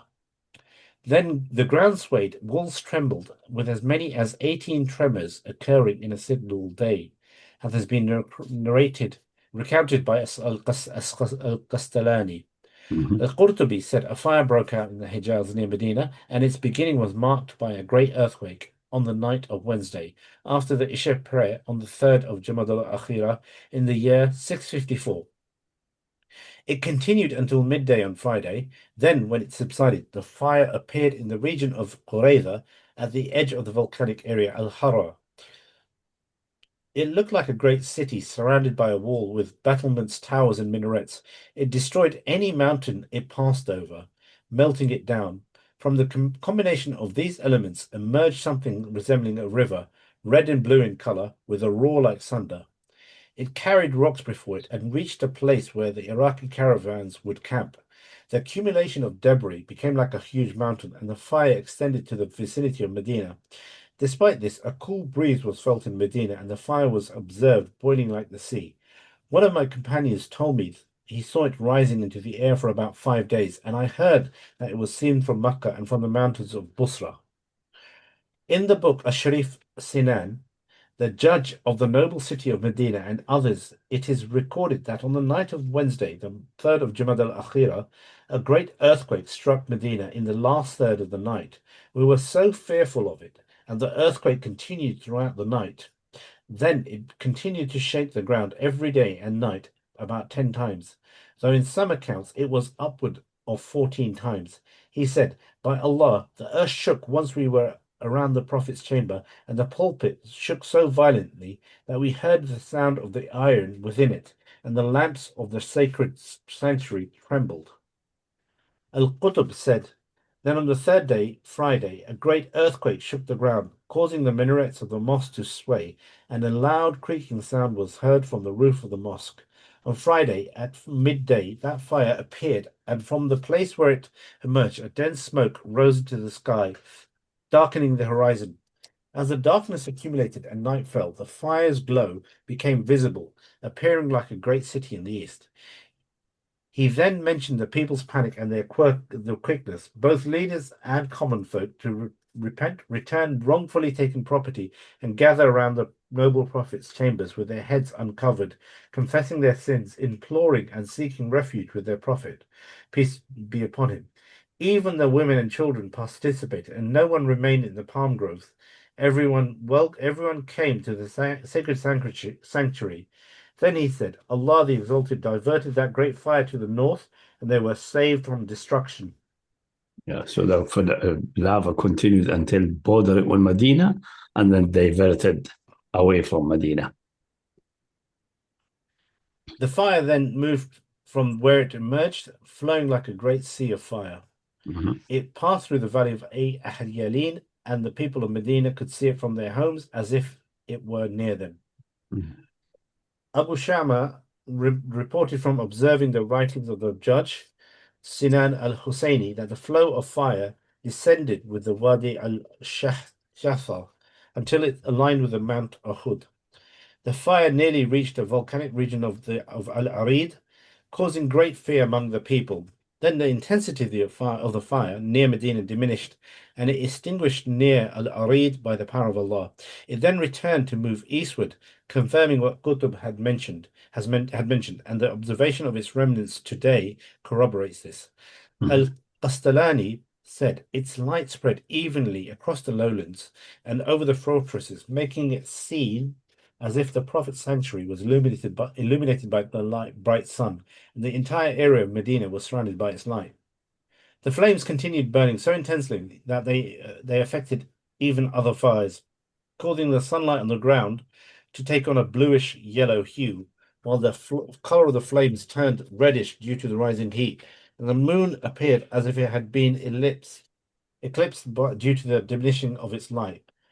He added a group because of volcanic ashes and smoke in the upper atmosphere, and reached even to Damascus. The sun appeared to be weak for several months after that. Carry on. A group of people who were traveling to visit the Prophet's mosque on foot told me that they saw its light from 3 stages away for those who were hastening their journey, and others said they saw it from the mountains of Sayar. I say, that's yourself, Abu Shama reported from observing the writings of Al-Sharif Sinan, the judge of Medina, that this fire was seen from Mecca and from all surrounding desert areas, and that the people of Yanbu also saw it. Abu Shama said, someone I trust who witnessed it in Medina told me that he heard it was possible to write letters in Taima by its light. In Taima, yeah. In Taima. They were writing letters on the light, strong enough, so they didn't need candles. And then it was very faint all the way near to South Damascus, very faint. You just see the camels are there, like light-colored camels, because some camels are very light-colored, like yellowish, and then you see their necks is showing as if some far-away light is falling on them. Abu Shama said, in Damascus, we observed the effects of this eclipse as the light on the walls was dim, and we were puzzled about the cause until we received news about this fire. Everyone who mentioned this fire concluded by saying the wonders and magnitude of this fire are beyond description, defying the ability of fingers and pens to describe, and exceeding the capacity of speech and words to fully explain. Thus its appearance served as a miracle of the Prophet, peace and blessings be upon him, as it fulfilled what he had foretold. No fire like it had ever appeared before or after his time. Al-Qastalani said, however, there were reports of people seeing it from Taima, which is about the same distance from Busra as it is from Medina. I noted earlier that Al-Qurtubi mentioned hearing that it was seen from the mountains of Busra, and Sheikh Imad ad-Din ibn Qasir explicitly stated that the fire illuminated the necks of camels in Busra. He said the judges, Safar ad-Din al-Hanafi, reported to me.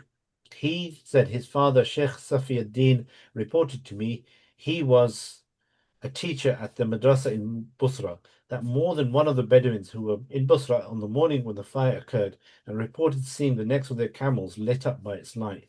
This confirms that it was indeed the foretold fire. Historians reported that the fire continued for its duration, consuming stones and mountains and flowing as a violent torrent through a valley about 4 miles wide and 1.5 yards deep. It moved across the ground, melting rocks until they resembled molten metal. Once cooled, the molten rock turned black from its previous red color. Not to be outdone, Ibn al-Dhahabi narrated some of the testimonies as recorded in Wafa al-Wafa.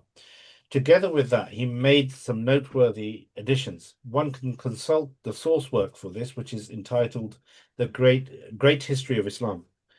Abu Shama said, correspondents came to Damascus from Medina, reporting the emergence of a fire there on the 5th of Jamad al-Akhira. The letters were written on the 5th of Rajab, and the fire was still ongoing. The letters reached us in Sha'ban. A trustworthy people who witnessed it in Medina reported to me that it was so bright that letters were written in Taima by its light. He said we were in our houses during these nights, and it was as if there was a lamp in each one of our homes. It had no heat or burning effect despite its great size. It was merely a sign. Abu Shama said, this is a copy of what I found in the correspondence on the night of Wednesday, the 3rd of Jamada al-Akhira. A great noise was heard in Medina, followed by a severe earthquake that continued intermittently until the 5th of the month. Then a great fire appeared in the Harra near Uraida, visible from our homes within the city, as if it were right next to us. Valleys flowed with fire, as if they were rivers of water, filling Wadi Shadha, and blocking its flow. By Allah, a group of us went out to see it, and we witnessed mountains flowing with fire. It was a manifestation of what Allah described. It shoots out sparks as large as tree trunks and as bright as copper. That's the reciting a verse of Quran 72, 32 to 33. The fire consumed the land, and it has been growing for a month now. It has returned to the hot springs in Qurayza, and the entire path of the Iraqi pilgrims is ablaze with fire. We can see it at night from Medina as if it were torches. As for the largest of the fires, it is like mountains of red flames, and I cannot adequately describe this fire. From another correspondence, in the east of Medina, a great fire appeared, and about half a day's distance from the city. That's from Habsite, yeah. Erupted from the ground, and the valley of fire flowed. Half a day is the distance of travel. That's about 20 kilometers, because in a day we travel like 45 kilometers, 50. That's called Marhala stage. So that's 22 kilometers with half day. So if you start in the morning after Fajr, you will be there walking, you will be there at noon, roughly. Okay, carry on. It erupted from the ground, and the valley of fire followed from it until it reached the vicinity of Mount Uhud. Then it stopped. We do not know what to do. When it appeared, the people of Medina entered the Prophet's mosque, peace and blessing be upon him, seeking forgiveness and repenting to their Lord. It was in a place called Ahyalain. From this fire, a valley flowed about 4 miles in width and 1.5 fathoms deep. It moved across the surface of the earth with small mounds and hills emerging from it. The ground would melt into something like molten metal, and when it cooled, it turned black, but before cooling, it was red. From another correspondence by someone from Bani al-Farshani, it is written, a great event occurred among us regarding the fire. He said a massive smoke appeared in the sky, forming until it looked like white clouds by the end of the day. The fire produced tongues that rose into the air, red like blood, and it grew in size, causing the people to rush to the mosque and plead with Allah. The red color of the fire covered the entire sky, leaving people in a light similar to that of the moon, and we were certain of impending punishment. Al-Zahabi said, the occurrence of this fire is reported by Tawatur. It is among the events foretold by the Prophet, peace and blessing be upon him. He said, the hour will not come until a fire emerges from the land of Hijaz, which will illuminate the necks of camels in Busra. Some people who are in Busra at night have reported seeing the necks of camels illuminated by its light. In addition to the reports which are provided by the historians, I would also place the following addition to that. Firstly, in one of the statements of Al-Qutb al-Qastalani, may Allah have mercy on him, if someone comes reporting that they saw it, they saw it in Basra, then there is no argument. Otherwise, it is impossible that this was mentioned in the hadith as a form of magnification in its visibility, implying that it was so visible that it could be seen from afar. Someone indeed reported it from Taima, which is as distant from it as it is from Medina. Qastalani was living in Mecca, so he did not have reports from Busra. He said, for a time I have reports, Busra, people claim if it's well established, then this is what the hadith says exactly. If it's not well established, then it is metaphorical for the light going far away. Because the Arabs say, you can't travel to Busra. Busra seems to be the end of the Arabic world, something like that. But we know that from the other reports that has been seen very faintly in Busra anyway, really illuminating the necks of camels. So that's not metaphorical, this is actual. Here this indicates the precision and trustworthiness of Muslim scholars generally, notwithstanding their honesty. So Qastalani is saying, I have no report himself. I have no report about what in Basra, but if it has been seen and established, that means the hadith is literal. If not, then it is just an allegorical or hyperbolic expression that it will be seen from far away, because the Arabs used to, the maximum they can go in Sham is Basra. They trade all the way to Basra. That's their trading endpoint. So it will be somehow visible until there, something. In various levels, obviously, it will become weaker and weaker the more you go north, and also south and right and left.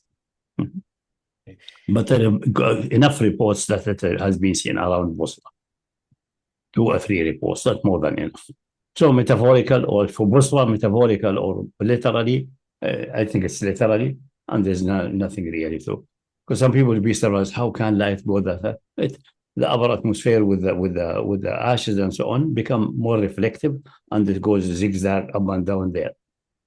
But most people will not believe that, for example, when Krakatoa exploded in 1880 something, 3 or something like that. The explosion, the sound of the explosion that was in Indonesia, somewhere in the Indonesia island, the sound of the explosion was heard in Alaska. 10,000 kilometers, boom.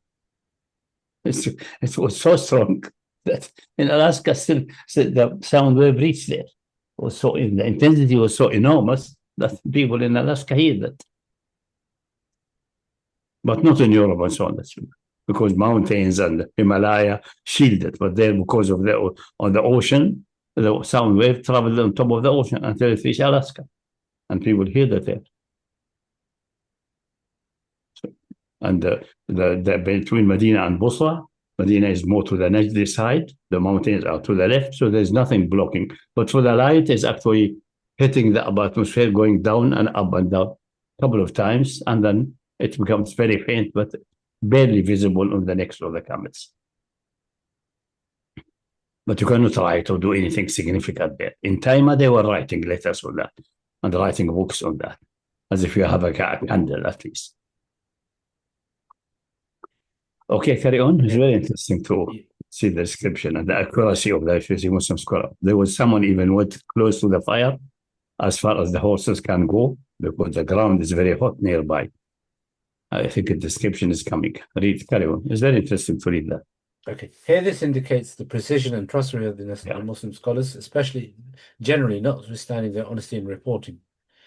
Secondly, the historian's statement that the magma filled a valley 4 farsakhs long, 4 miles wide, and 1.5 fathoms deep also demonstrates their precision and honesty. That the fathom is 4 cubits, which equals 4 times 45 centimeters, which equals 1.8 meters. And the farsakh, 3 nautical miles, equals 1,852 times 3, which equals 5,556 meters. This implies that the volume of that magma was 4 times 556 meters times 4 times 1582 times 2.7, which equals 444,515,558.4 cubic meters. So that's half a cubic kilometer. Yeah, so about 0.44 cubic kilometers. And this is close to contemporary geological estimates. Despite all these horrors, that volcanic eruption was only moderate or even below moderate. Geologists classify it as a level 4 on the Volcanic Explosivity Index, VEI4. At most, some may even say it was only a level 3, VEI3, on the Volcanic Intensity Scale, which has 8 levels in total. Some contemporary researchers who are experts in geology have studied the rocks formed by that volcanic eruption, estimated their volume, and determined their ages. Several follow-on references are provided should the reader wish to gain more insight into this area. There's some references in the below, harder to put in, and it's related to... by the way, is it mentioned there or not yet? Mm-hmm. No, it's just the next section is a completely different chapter, though there's not much. There's further evidence of that. They have found in the ice cores from the northern and southern pole, northern southern Antarctica and Antarctica. They found ashes from an unknown volcanic eruption in the year 1260. What was the date given there? 1256. 1257. And they could not locate. They say, we checked all over the world, South America, that volcanic is not known which volcanic. They say maybe something in South America, because there are no witnesses available about many eruption there, and so on. But we know from where it has come. It is this one. And this one is having plenty of ashes, actually, in the crack of the earth, in 6 or 7, I think 6 spots. And we have now mountains of ashes. So it blows ashes in the atmosphere, but the ashes accumulate with the heat and so on. They become solid, but it's not as solid as the lava when it's and the lava itself is very basaltic, the basaltic lava. So it is what they call it's alkaline eruption. If it would have been acidic eruption, mostly like rhyolite uh, or silica dominated, it would have destroyed the whole area. This usually becomes very explosive, extremely dangerous. But the basaltic one are very destructive. You have rivers of lava and so on, and earthquakes and ashes, but you don't have an explosion, massive explosion. There was one eruption in 5330, let's say, plus minus, or double eruptions in most like in Guatemala or in El Salvador, in that area. And that one caused the winter, the failing of crops and contributed to the collapse of the later collapse of the East Roman Empire in the year 536. And because of the failure of crops and the bad conditions, health conditions, and food conditions, a plague broke out, which almost demolished the empire. And they traced it back to these two big volcanoes. But these have been acidic eruptions and Gimbrites, so it must have been catastrophic there. Massive, but much bigger. I think level 7 or something like that. Huge eruption. And explosive type. But this one is less explosive, much more docile. The area there is more basaltic, more mafic or ultramafic rocks, basaltic type rocks. And the lava is quite liquid, as if it's water. The other one is much worse. Good. So I have the pictures. We will add it, inshallah, in the Arabic one, and the future, maybe a future edition of the English will include the core results, which show the peak of ashes at 65 or something like that. The same year or a year after, until the ashes reset, took a year roughly. But we know the exact date, so they can. There's no other explanation, no other eruption is known anywhere in the world. Good. Yeah. We can carry on going. So it's 9:51, so we've done about an hour of 50 minutes. If anyone objects, we can go into the next one, which is prophethood, chapter 19 about the Mongols. So, Okay, so that's page 184, chapter 19, proofs of prophethood, 2, the Mongol attacks. Now, this is a compelling miracle as well.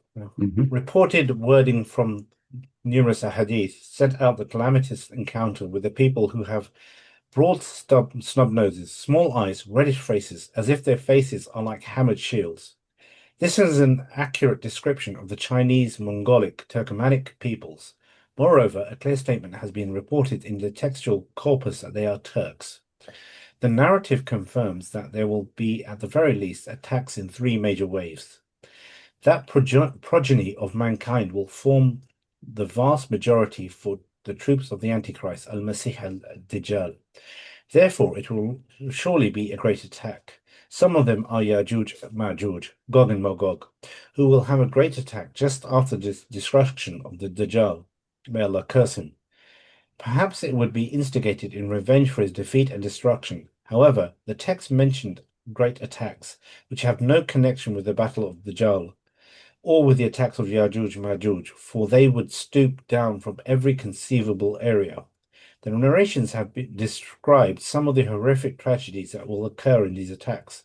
Summarized from the plethora of narrations, these can be assembled into the following. The first wave of attacks. The hour will not be established until you fight with the Turks, the people with small eyes, red faces, and flat noses. Their faces will look like shields coated with leather. The hour will not be established till you fight with people whose shoes are made of hair. So this is Sahih Bukhari, Kitab Jihad, Sahih Muslim, and so this is in the footnote.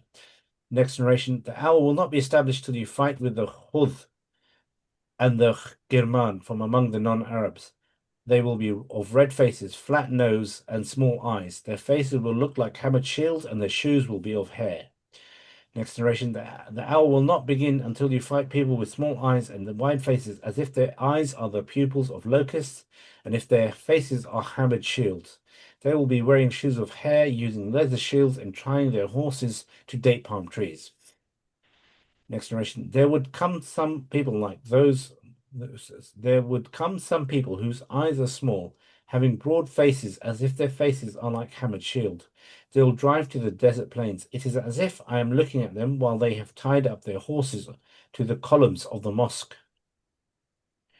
Verily, next narration, verily, my nation will be driven out into the Arabian Peninsula 3 times by some people who are broad-faced, small-eyed, as if their faces are like hammered shields.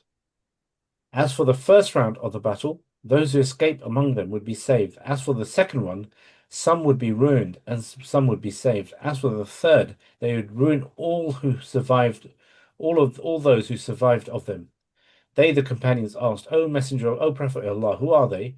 He said, they are the Turks. And then he said, by him in whose hand my soul is, they would tie up their horses to the columns of the mosques of the Muslims. Abu Huraira said, red and angry people whose faces are like hammered shields would certainly drive them out until they take appropriate. The owner of a field, his crop, his field, and the owner of his sheep, his sheep. Abu Huraira ibn Abdullah ibn Amr ibn al-As said, the children of Kuntura ibn Qarqari, who are snub-nosed, small-eyed, as if their faces are like hammered shield, as revealed in the Book of Allah, would drive you out from Khorasan and Sijistan in a mighty battle. They are the people who wear shoes made of fur, made of hair, attaching swords to their waists until they arrive in Al-Ayla. And then he said, how far is Al-Ayla from Al-Basra? We said 4 leagues. Then he said, then they would tie to each palm tree of the tether of a horse, of Dijla, the tether of a horse.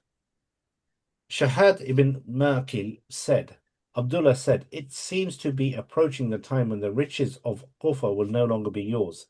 I said, how come, O Abdullah ibn Masud? He said, there would come some people whose faces are hammered shields. They would tie up their horses to the pillars. They would force you out of the manabit sheikh, till you would prefer camel and provisions to you than these palaces of yours. Location, next section. Arabi ibn Najid said from Ibn Masud that he said, some people from the east would come to you. They are broad faces, small eyes, and as if their eyes have been hung in the rock, as if their faces are like hammered shields, till they tie up their horses at the shore of Al-Furat, the Euphrates. Abu Huraira said, their eyes are like moles, and their faces are stripped. They will have a battle between the Tigris and the Euphrates, and a battle at the Marj Himar, donkey's field, and a battle at the Tigris, so that the cost of the crossing at the beginning of the day will be 100 dinars to go to Syria. Then it will increase at the end of the day,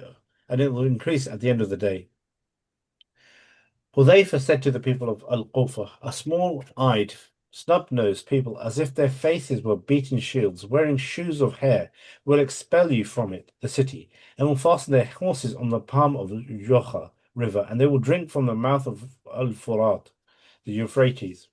In the commentary upon Sunan ibn Majah, the following is cited. An-Nawawi said, it has been found in our time in this way, and in another, red faces, i.e. white faces mixed with redness. All these are miracles of Allah the Almighty, for His Messenger, peace be upon him. The fight of these Turkic troops, Tartars, has been discovered. They are just as their description have been mentioned by the Prophet, peace be upon him. Small eyes, red faces, snub-nosed, broad-faced, as if their faces are like hammered shields, wearing shoes made of hair. They have found with all these descriptions in our time. The Muslims fought them several times, and they are fighting with them now. We humbly supplicate to Allah, the most generous, to make Muslims successful in all their affairs and remain His kindness and protection upon them. And peace be upon His messenger, who did not speak of his own desire, but it was only a revelation revealed. Cited in Fath al-Bari, Sharh Sahih Bukhari is mention of, then came the great calamity. Genghis Khan appeared after 600 years. The world was inflamed by the Mongols. But it was inflamed by them, the Mongols, especially the west, the whole of the east, till their evil entered all towns. And then Baghdad was destroyed, and the Khalif al-Mu'tasim, their last Khalif, was killed by them in the year 656 Hijri. Then there remained 656 al-Hijri, after Hijri. Then their remainders kept leaving, till the last of them was Timur the Lame. He went along to Syria and ravaged it. He set Damascus on fire till it was all destroyed. He entered Byzantium, India, and what is between them. He remained so long that the Almighty made him die. His offspring divided the countries. All what I have mentioned appeared in confirmation of the Prophet's statement, peace and blessings be upon him. Certainly, the children of Qantura are going to be the first to strip my nation of their reign. It is a hadith recorded by Tabarani on the authority of Muawiyah. What is meant by the tribe of Qantura, they are the Turks, Tartars. As one can appreciate, a large body of literature has arisen over a millennia of scholarship covering this issue. The attack, next section, the attack of the Antichrist, Al-Masih al-Dajjal. The series of events is prophesied across the corpus of a hadith. Of note are the following prophetic statements in this regard. Dajjal will emerge from a land in the east called Khorasan, and he will be followed by peoples whose faces are like hammered shields. Next, the Dajjal would come upon the Khudh al-Qirman with 80,000 troops, wearing shoes made of fur and made of hair and palliums, as if their faces are like hammered shields. Next, the hour will not be established till you fight with the Khudh and Qirman from among the non-Arabs. They will be of red faces, flat noses, and small eyes. Their faces will look like flat shields, and their shoes will be of fur. Details of these events, the wave of attacks, are to be found in considerable detail in books specializing in the signs of the final hour, replete with references across the entire corpus of a hadith. There are many specific details, further calamities and signs which have yet to be witnessed, including that of the Dajjal. Evidently, at the time of writing, the attack of Al-Masih al-Dajjal remains in the future. May Allah preserve us from and protect us from his insidious evil.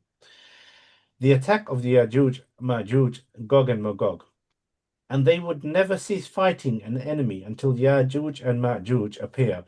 They are broad-faced, small-eyed, grey-haired, swooping down from every mount as if their faces are like hammered shields. These are many channels of authentic hadith narrations referring to this. And that ends this section. But these are the future. But the one happened is that with Genghis Khan and so on. That's how it happened. So it's three categories of hadith which should be cleaned and separated. Maybe the narrators mix something, and someone should study that more thoroughly. I was concerned about the first wave because that's a prophecy fulfilled already, so that we can use it as evidence for prophecy. The other ones, just to be prepared or something like that. Not like Imran is saying in politics today. Doesn't work like that. They're full mental. Yes, Professor. I was thinking that there might be some kind of confusion because those who mixed the first invasion of Mongols that happened 8 centuries ago have based these facts on the upcoming invasion of Ya'juj and Ma'juj, Gog and Magog, right? Because there's no established evidence that the nation of Gog and Magog are those of the same people, Mongols and no, it's established. No, this is not the issue. Some details seem to be confused between the two. That has to be sorted out by more thorough study. I didn't waste any time in that because it's in the future. So I'm not interested in future studies anyway. Yes, but what I'm trying to say is those who said that the narration of Gog and Magog is talking about the invasion of Mongolic and Turkic people have conflated it with the first invasion that already happened and finished. So to my understanding that No, because all of these narrations are all ancient before anyone came. What conflated? No, the muhaddithin, the people of hadith, they assume that there's going to be like waves, successive waves of invasion. No, they didn't assume anything. They just narrated as the stories as they are. We have to I analyze it in three waves. The first one, which is materialized in Genghis Khan and the grandson Horako. Yes. The second one is with the Dajjal and his main army. And the third one, after the Dajjal, immediately, Ya'juj and Ma'juj. But the two others, I did not bother about the details. I think some of the details are confused. That's yes, yes. The details of the two other campaigns is kind of confusing, right? I mean, could be, but they said we don't waste time with that. If someone wants to study, he sit and do the job. Maybe Imran Hussein will do that. Or you can do it. Or if someone invested in that, try to sort it out, see if there's the narrator confused bits from here, took bits from this hadith to this hadith. It seems to me, to my understanding, there seems to be confusion.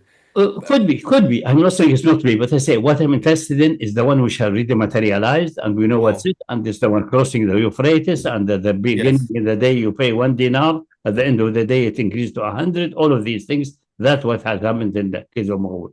And there's no mention of Dajjal there's no mention of Ya'juj, Ma'juj, nothing. Yes. The first one who attacked the Ummah and so on. That's the one which is interested, which has materialized. Which is established. And it's proof of prophethood. Yes, prophethood. No doubt about that. If we analyze that, we'll get it correctly.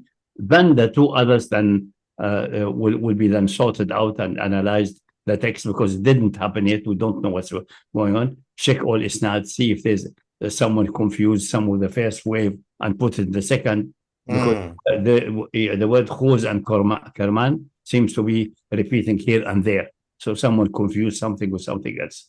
Yes. Okay. That needs extensive work. Maybe one day someone sit on it and do the work. Collect It's easy with the shamil of all things. Get all things, organize them, and try to synchronize and see first with the level of isnad, the narrators, and so on. And then keep in mind that in such stories, people tend to sometimes insert story in another story, just subconsciously. It can happen. Yeah. Okay, inshallah. That's it. But the first one, which is no Dajjal, no Ya'juj, Ma'juj, that's very clear. And also the issue with the Euphrates invading Muslim, and that they are the horsed army is very clear that the Mongols are known to be in history the army with the biggest number of horses in history. Yes, you know that until today, until the population of horses in Mongolia is far more greater than the population of Mongolian people. At that time, every fighter had generally about in the average 10 horses with him. 10 can change. So if an army of 50,000 attack, they have 500,000. That's the reason their attacks is prepared in a certain way. There's a small group comes ahead of them, attacks the villages, especially in Europe. So the poor villager run to the feudal lord. The feudal lord had to harbor them in the castle, and then they leave the fields without attending to them, and the fields will grow grass and so on, good for the horses. Next year they come with their horses, and they keep a small group there which raid every farmer who dares coming out. And then in the meantime, they have consumed the rationing in the castles. So they come attack and seize the castles. Either they surrender or they get destroyed. And then after controlling the area, they wait 1 year, 2 years, and then do the same the next one, and so on. And it's like a lava field coming forward, destroying everything. Yes. Hundreds of thousands of horses. So fields are not telltale, etc. Yeah. Yeah, it's unbelievable. It's interesting also to read how they do the tactics and the technique of attacks and so on. And it's also been rated by non-Muslims. I mean, they attacked Russia, reached all the way to This is not by everyone, by everyone. By the Chinese, by the Russian, by everyone. Chinese, Russian, yeah. That's no doubt To this day, about that. those Mongol hordes. That's well known. That's well known. Yes. It's established. So that's the first one is I'm interested in. The other ones has to be sorted out and analyzed further if someone having the time. But we have more pressing things to do. This looks very okay. Let's call the text reading to an end now, because it's a good point. Next chapter will be chapter 20, mobile phones, and then remaining prophecies, which will probably take us to the end of this whole to the next part. How big is the next one? Next chapter is quite small, but it's this chapter is only about 4 pages or so. It's up to you. I mean, we can read. We have the fire in Hijaz, we have the Mongols, and then we have the mobile phones. The mobile phones. You want to do today, or you just postpone it for next time? We can do it next week. Next week, okay. Yeah. So we finished on page 190. So that was where we finished. Volume 2. Give next week. Volume 2. Yeah. We'll start page 191. 191, page 20, Proofs of Prophet in part 3, the advent of mobile phones. Yeah, but mention the volume 2. Volume 2, yeah. Yeah, mention always the full reference, yeah. In terms of what we've passed, when we were talking about prophecy, about there's a section about the she-camel that wept to the Prophet ﷺ. I think the translator, he confused it with the story of Thamud, right? Because no, there must have something else. We'll check the Arabic what was. I don't know what's it. Okay, because from my understanding that the miracle of the she-camel, in terms of the Prophet ﷺ, she came to the Prophet, and she told the Prophet that my Lord, he used to like not feed me, he used to mistreat me, and that maybe that's maybe he and she wept and she wept, and then the first of all, the story is not a she-camel, it's a camel. It's not a camel, yes. That's number one. So I was amazed that it became a she-camel, but maybe he understood the camel will be a she-camel. And but what I mentioned of child and things like that, it seems to be school. Something happened there. Anyway, we'll check the Arabic one and check with the translator to correct it in the next, and even correct it now and upload it again. That's feasible. It's easy to be done in Amazon. You just edit things and then upload again, override the existing one, so the new people will get it and just change maybe the file data and things like that. But it's done automatically most of the time. Now, related to the conditions of the prophecies, one of the prominent conditions is that it has to be known by tawatur, correct? No. It has to be well established, written down before the fulfillment. That's the number one. Sure, but if it's like part of it being established is that it is narrated by tawatur. It's not only khabar ahad. It doesn't matter. It's the condition is that it has to be written, well established, even if it's not khabar tawatur. But think about conception. Let me give an example for the fire in Hijaz. Let's assume we have only a Muslim, okay? Yes. With the issue of Habsayl, the name Habsayl there. One is not, and then it is established, and we have a copy of Muslim, physical copy going to the 5th century. Okay, and this fulfilled 2 centuries later. Good. Yes. The hadith there, that's fulfilled. The hadith must contain then a prophecy. The prophecy, who invented the prophecy? The isnad must be going to the Prophet, because nobody in the chain claimed to be a prophet and no ghaib. Yes, but with good probability attributed to Muhammad. And so, who invented the prophecy? That yes, the chain must be a prophet. Yes, but what I'm saying is that even if it was written down and the chain is connected, but it is khabar ahad, it goes back to one sahabi, is not sufficient, because anyone in the chain. It is sufficient because it's fulfilled later. That's the reason. The fulfillment makes it then. Is there? Yeah, but then imagine this. Anyone like Sheikh Imran Hussein, may Allah guide him, could have added But he doesn't anything in claim to his be a mind. prophet. That's something else. If he claims he's a prophet, he will never succeed. That's it. That's the Well, no, philosophy behind it. think about it conceptually. That's the philosophy Something, behind it. something gets recorded, even if it's a single channel, it's recorded in one book, but that Yes. book has been replicated. So say imagine just one companion, one person, but somebody's recorded it somewhere and you can carbon date it. And it talks about something in vivid details hundreds of years later. Yeah. We know objectively, irrespective of how many people narrated it, if it's been written, there's no possibility mathematically for this person to have guessed it. That's just looking at that. That's the point. Let me give an example where the issue of tawatur is not playing a role. If it's fulfilled, the prophecy about the coming of the Messiah and his cut off and the demolishing of the temple after that. That's in Daniel. We know Daniel. We have a copy of it in the Dead Sea Scrolls, and it's have been dated 150 BCE. So before Christ, with roughly 2 centuries, say 1.5 century, definitely before him. It's attributed to Daniel. Maybe someone else. Maybe even the name is fabricated. But it's a prophecy. It has been fulfilled. And it's structured in such a way that you even can get the dates and synchronize it properly, and it gets you exactly there. So it must be a prophecy for separate. Then you could see it must be from a prophet called Daniel, or someone in the chain is a prophet and his name was not mentioned. But it's a prophecy coming from Ghaib. That's what we need.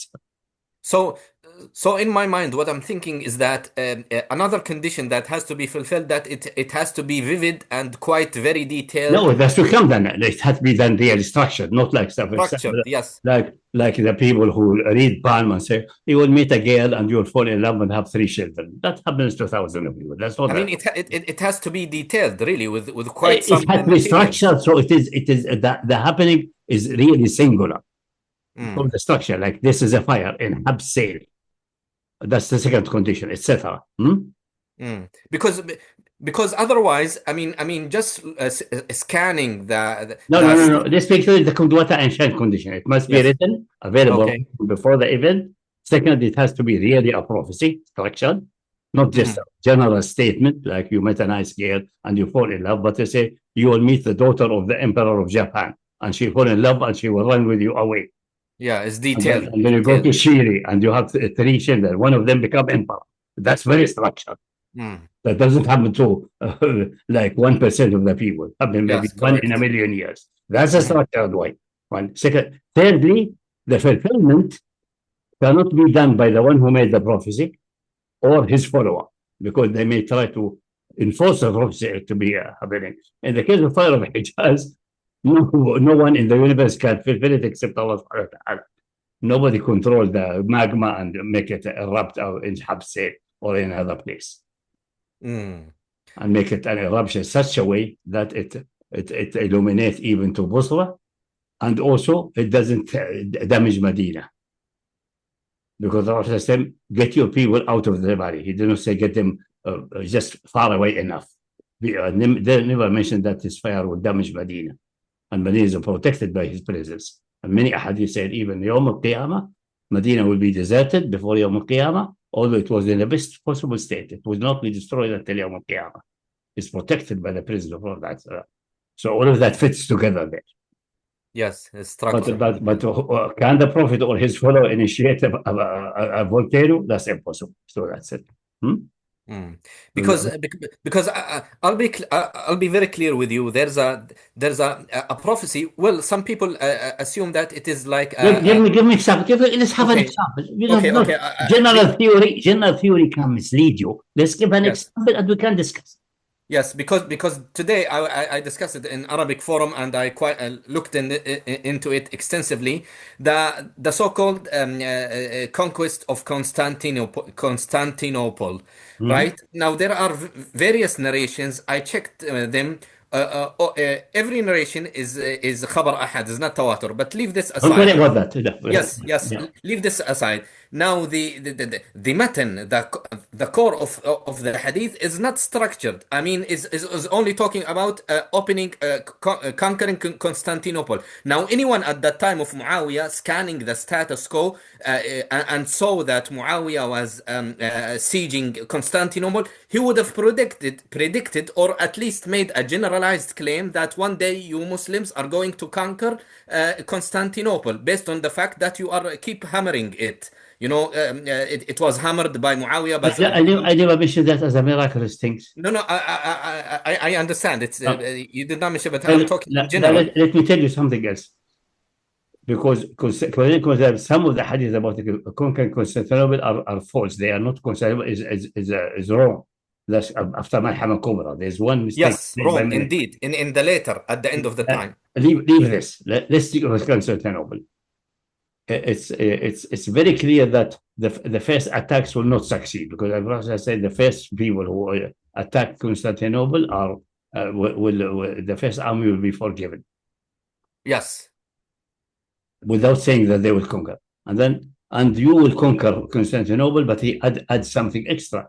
فلنعم الأمير أميرها ولنعم الجيش ذلك الجيش. If you check that, one of the best Uthmani Salatin, he was not a Khalifa yet, because the Khalifa came after that.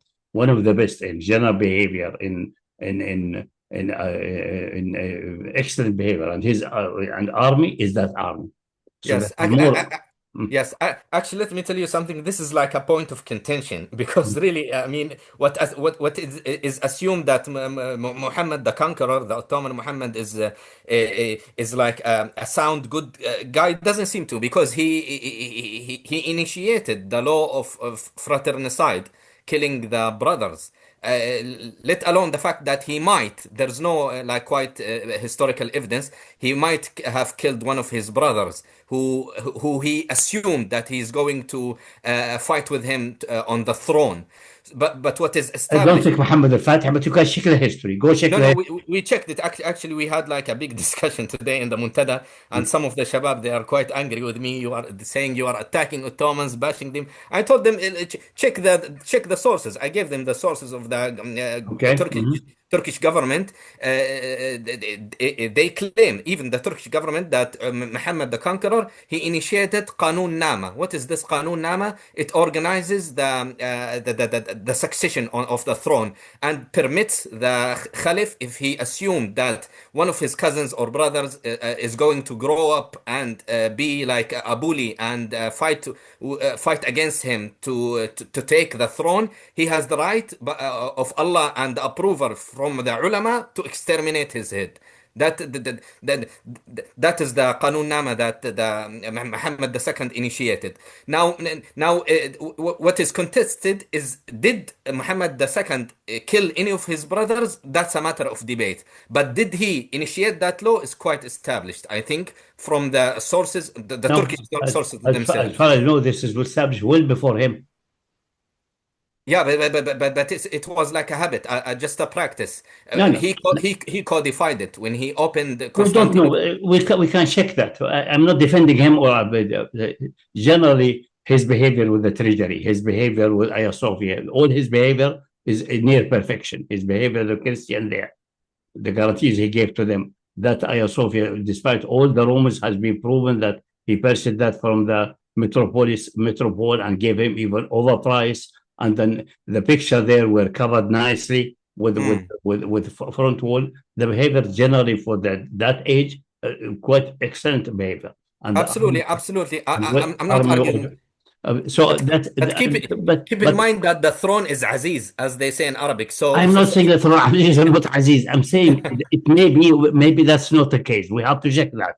But independent of that, I never invoke that as a structured prophecy in that sense. True. I understand. I haven't said that you did that, but I'm just arguing because it doesn't have enough structure. If it has exactly, that's the point. That's because it's too generalized that you cannot build upon it any prophecy. Because anyone because anyone is scanning the time of Umayyad, that even the time of Abbas, that like the conqueror of Amuria, wa Mu'tasima, he would have predicted that at one time, at a certain age, these Muslims who are keep hammering Anatolia and keep hammering Byzantine, one day they will be able to conquer Constantinople. So it's not That's possible. I'm not denying that's possible. And besides the isnad of that, didn't check the isnad even. It's very weak actually. There are problems in it. I have checked it and So I have you written see, like you see, small you see. piece about it. If you check that, you will find something. Yes. That's a possibility. Mm. It may be very well invented by some people of Muawiyah to encourage the people for the conquest or something like that. Yeah. Also, right. That's all possibilities. Mm. Yeah. Mm. Because also keep in mind that it's not a natural disaster. Besides, it does not fulfill the third condition, that the fulfillment of prophecy should not be done by the prophet himself or his follower. Or his people. Yes, indeed. That will tend to fulfill the prophecy or realize it. Forcibly. Exactly. So that doesn't count. Doesn't count. So all of this, it doesn't fulfill the three conditions. I think the three conditions are logical, and if you fulfill them, then there's no escape. But also aside from this narration, and I mean I don't intend to bash Muhammad the Conqueror. May Allah like forgive him or whatever. But even the other narration, like when is narrated by Abdullah bin Umar bin Amr bin As, when he said, Prophet ﷺ told me, who from these two cities will be conquered the first, Rumia or Constantinople? Then the Prophet replied, Constantinople. Even this one is not very reliable because it's also narrated by one companion, Abdullah bin Umar, and there are like problems in the chain of narration. Abdullah bin Amr bin As, yes, and there are like problems in the chain of narration. But as I said, the matter itself is not like meaty, is not structuralized to the point that we can assume that it is a prophecy. I mean, it's so generalized. Wait.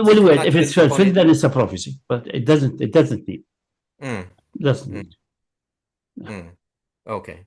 Yeah, that's it. That is not an issue. Even the issue in Isnad are not that significant. That one I know, because I'm interested in that one, not because of Romia at Constantinople. I'm interested in that because someone asked him, and then he said, we were sitting at the Prophet combining the Quran. Okay. That's the most important part for me. That other thing is that I don't care about. Okay? And I believe it's a prophecy. It's going to happen, bi'idhnillah. But that's not relevant for the moment anyway. I mean, it could be happening, but it should be understood by the like similar to those ahadith talking about the end of the time. Like it's already the end of the time anyway, with the coming of Isa. Beginning of the end of time started there. So what's the end of time? What does it mean end of the time? Like before coming of Dajjal, before Ya'juj and Ma'juj. We don't know how many. What is the separation Rome will be conquered. Rome will be conquered. But I mean, it is the whole story is that it is after Malhama Kubra. And the siege of Rome will invite the Dajjal to come and attack. Things like that. So the various narration, if you put them together. But someone must sit and work on that if someone wants to do it. That's it. Yes. But as evidence of prophethood, you get for the people now is that what has happened in the past would have the structural three conditions. Besides, we have the evidence of the Quran, and I don't mention the numerical issues in the Quran because at that time I felt it may be too much for the view. But maybe we'll add it in the new edition. The other prophecies are quite established, especially the coming of Mongols, the defeat of Rome, and inshallah next week we'll talk about the cellular phone. Is quite established, no doubt. But the establishment of prophethood is beyond doubt. It's absolutely there's no doubt about that. The only other side which doubting that they are ignorant and they are biased because of their ignorance. They're just living in another world. Yes, indeed. They're just bordering on sometimes on stupidity and ignorance, complete ignorance, and that's one thing. And the majority of their bishops and so on, although many of them are absolutely ignorant, completely blatantly ignorant. Like, for example, one have written a PhD, Paul Williams, write a PhD and say, the God of Islam does not show any mercy and things like that. And Paul said, every surah starts with Rahman al-Rahim. Ar-Rahman al-Rahim is the most frequently mentioned name and so on. Which kind of guy claim he has read the Quran? So Yes. and there's a PhD. So it becomes to the level of a donkey. With Yes. these In addition, it's by so, the way, it's so blinded that he behaves like a donkey. yes. In addition to that, by the way, each context of a surah, when Allah subhanahu wa ta'ala talks about the hellfire and he warns people that you will get like like a very strong punishment, he also mentions in the same context, like those who do well will be rewarded Jannah and will be given blessings and so That's on and so trivial. on and That's so on. trivial. But this is a PhD. He has opened the Quran and just flipped through it. Yeah. It's just a joke. Some people get to the level of being jokers. Excluding that, the evidence are so abundant. But also Muslims did not do good work in presenting the evidences. They did wrong. Yeah, I mean, because when you mentioned the conditions of Einstein, do we have like any Muslim scholar in time past who talks about these conditions? No. They even, for example, in the La'il al-Nubuwah, if you go to Bayhaqi, Yes, you yes. find 90% of them with things which happened in the 1st century. You cannot use the La'il al-Nubuwah because it cannot be the narration may be fabricated, but they believe because of their way of narration, they are absolutely certain is sahih, meaning definitely correct. That's a mistake. If they realize the only things with tawatur, you could say that tawatur exclude that someone could have fabricated. That's not possible. Then it is as good as if it's had written before. That's where tawatur plays a role for things which had happened before the recordation, before the mass recordation of the hadith. Then tawatur is then the way to substitute for being written. That's it. But it won't be sufficient if it happens in the 1st century. It has to be later happening. No, tawatur will be sufficient if you follow rational principle that you have to establish tawatur. It will be. Because so imagine this: for us to tawatur was the purpose. Ultimately, what is it? For an injunction, we need to be certain the Prophet said it.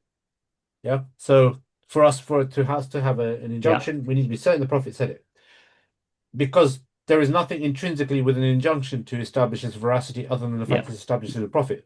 A prophecy itself has its own internal veracity if it meets these criteria, irrespective of 1, 2, 3 chains, as long as it happened and is recorded way before the event, because the content of what is said is compelling.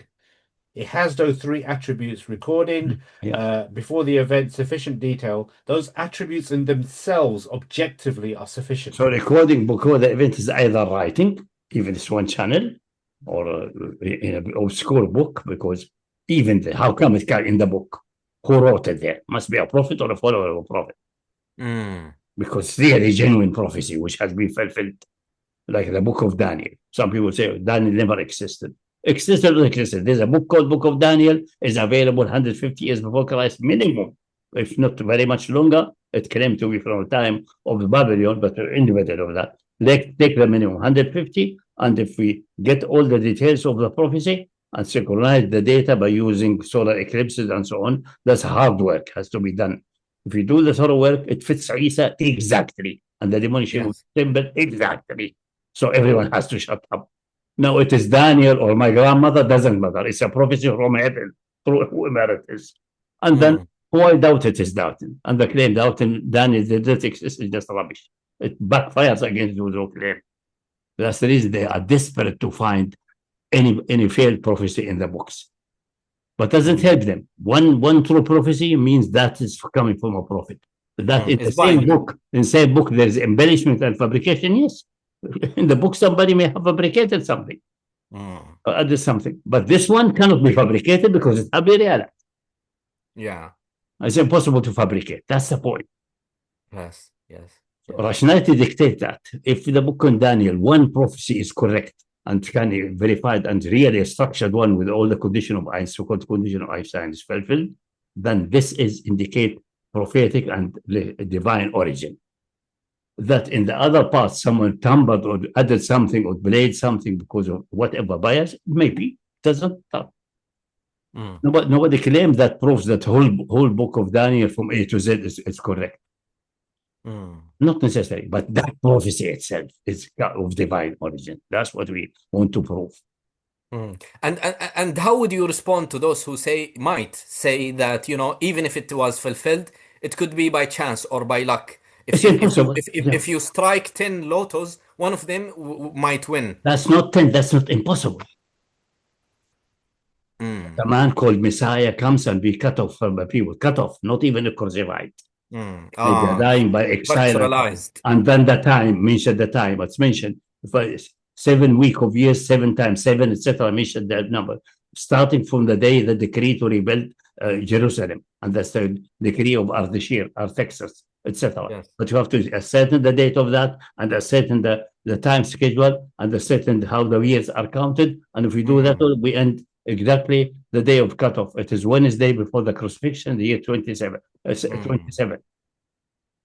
Was settled. And that's well detailed. It's well detailed. Extremely well detailed. And then after that, a remote prince from far away come will demolish the temple. That's there. The Mongol invasion. I mean, imagine how precise this is. Yes, description, it's quite detailed. And the horror and the fear and the people running away to the Manabit al-Sheikh, that's in North Arabia and the desert. The Mongols will not follow in the desert. They are not desert people. They need grazing land. They cannot. At the moment you go in the desert, they will leave. They will not go there. They are not stupid. And events. So Euphrates, specific mention of that. Yeah, and the Tigris and so on. They crossed all these areas, and that they have horses, and they will bind at every pillar in the masjid a horse. And they and Ayla, when the narration mentioned Ayla, Ayla is a place near Basra. Is Ayla of Iraq. Ayla of Iraq, not Ayla of Sham. No, it's Ayla of Iraq. The question is there. How far is Ayla from Basra? It's 3 marahil. But they did reach Ayla of Sham. Essentially, they reached outside the skirts of Jerusalem. That's irrelevant. We're talking about Ayla near Basra. They reached Ayla of Sham or Ayla of India. It's irrelevant. Okay. It's not part of the prophecy. You're adding things from your imagination. Yes. Yeah.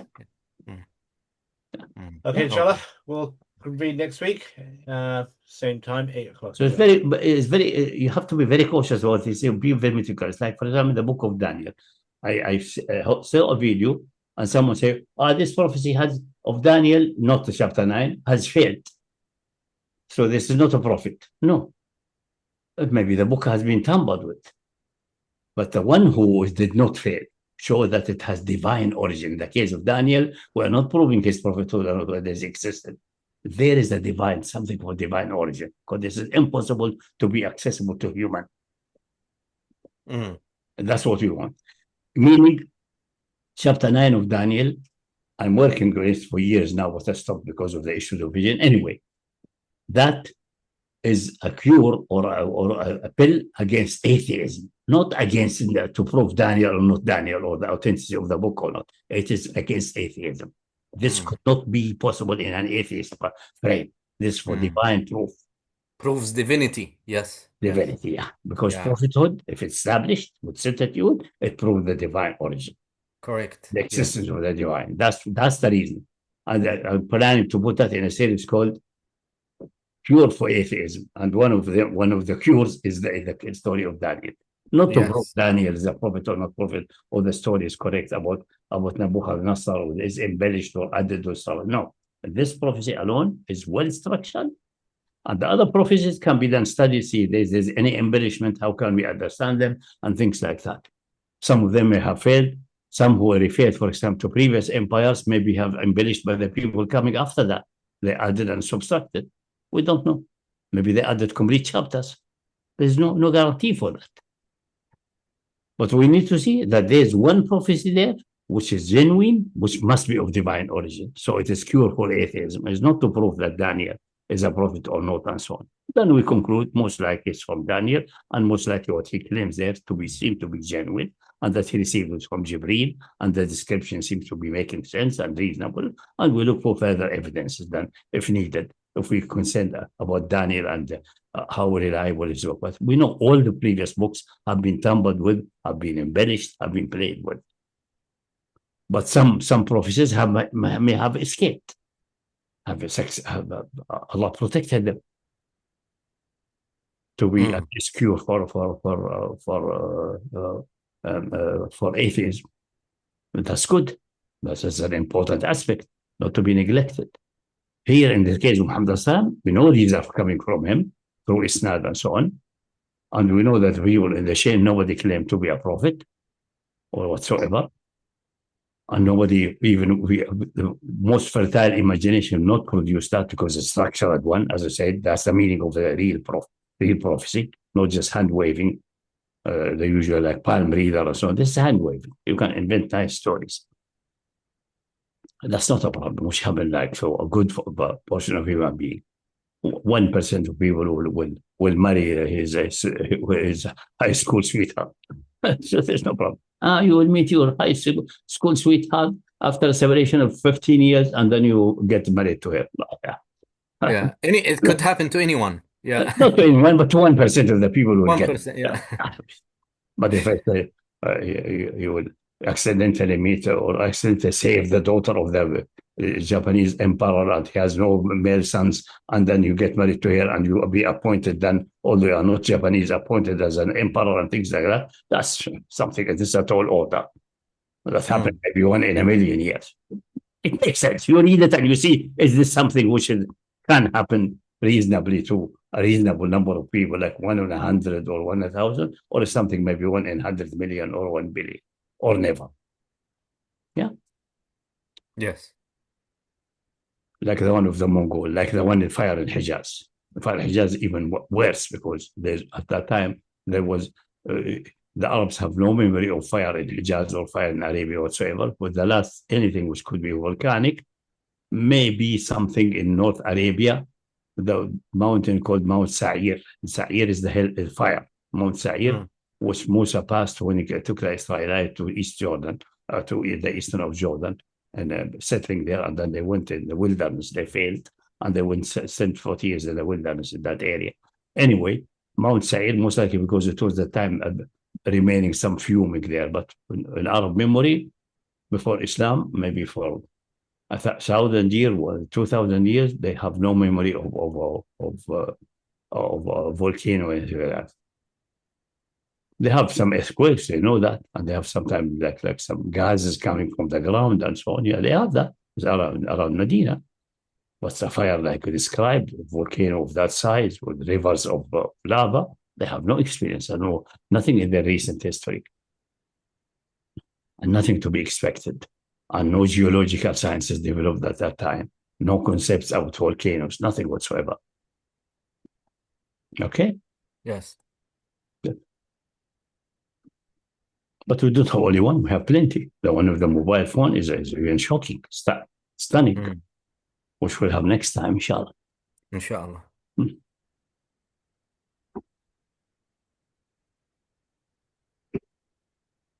Okay, good. Any other question? Maybe other points and things like that? Next week, inshallah, we'll continue. Yeah. With the prophecy of the mobile Actually, phone. we should hopefully be finished by the whole section by then. Somebody asked for the volume 2, and it's not on GitHub, it's on the Renacine Foundation. Yeah. Okay, I'll put volume 2 and volume 3 in the link. I'll send it to everyone, actually. Yeah. Okay. Put it again, yeah.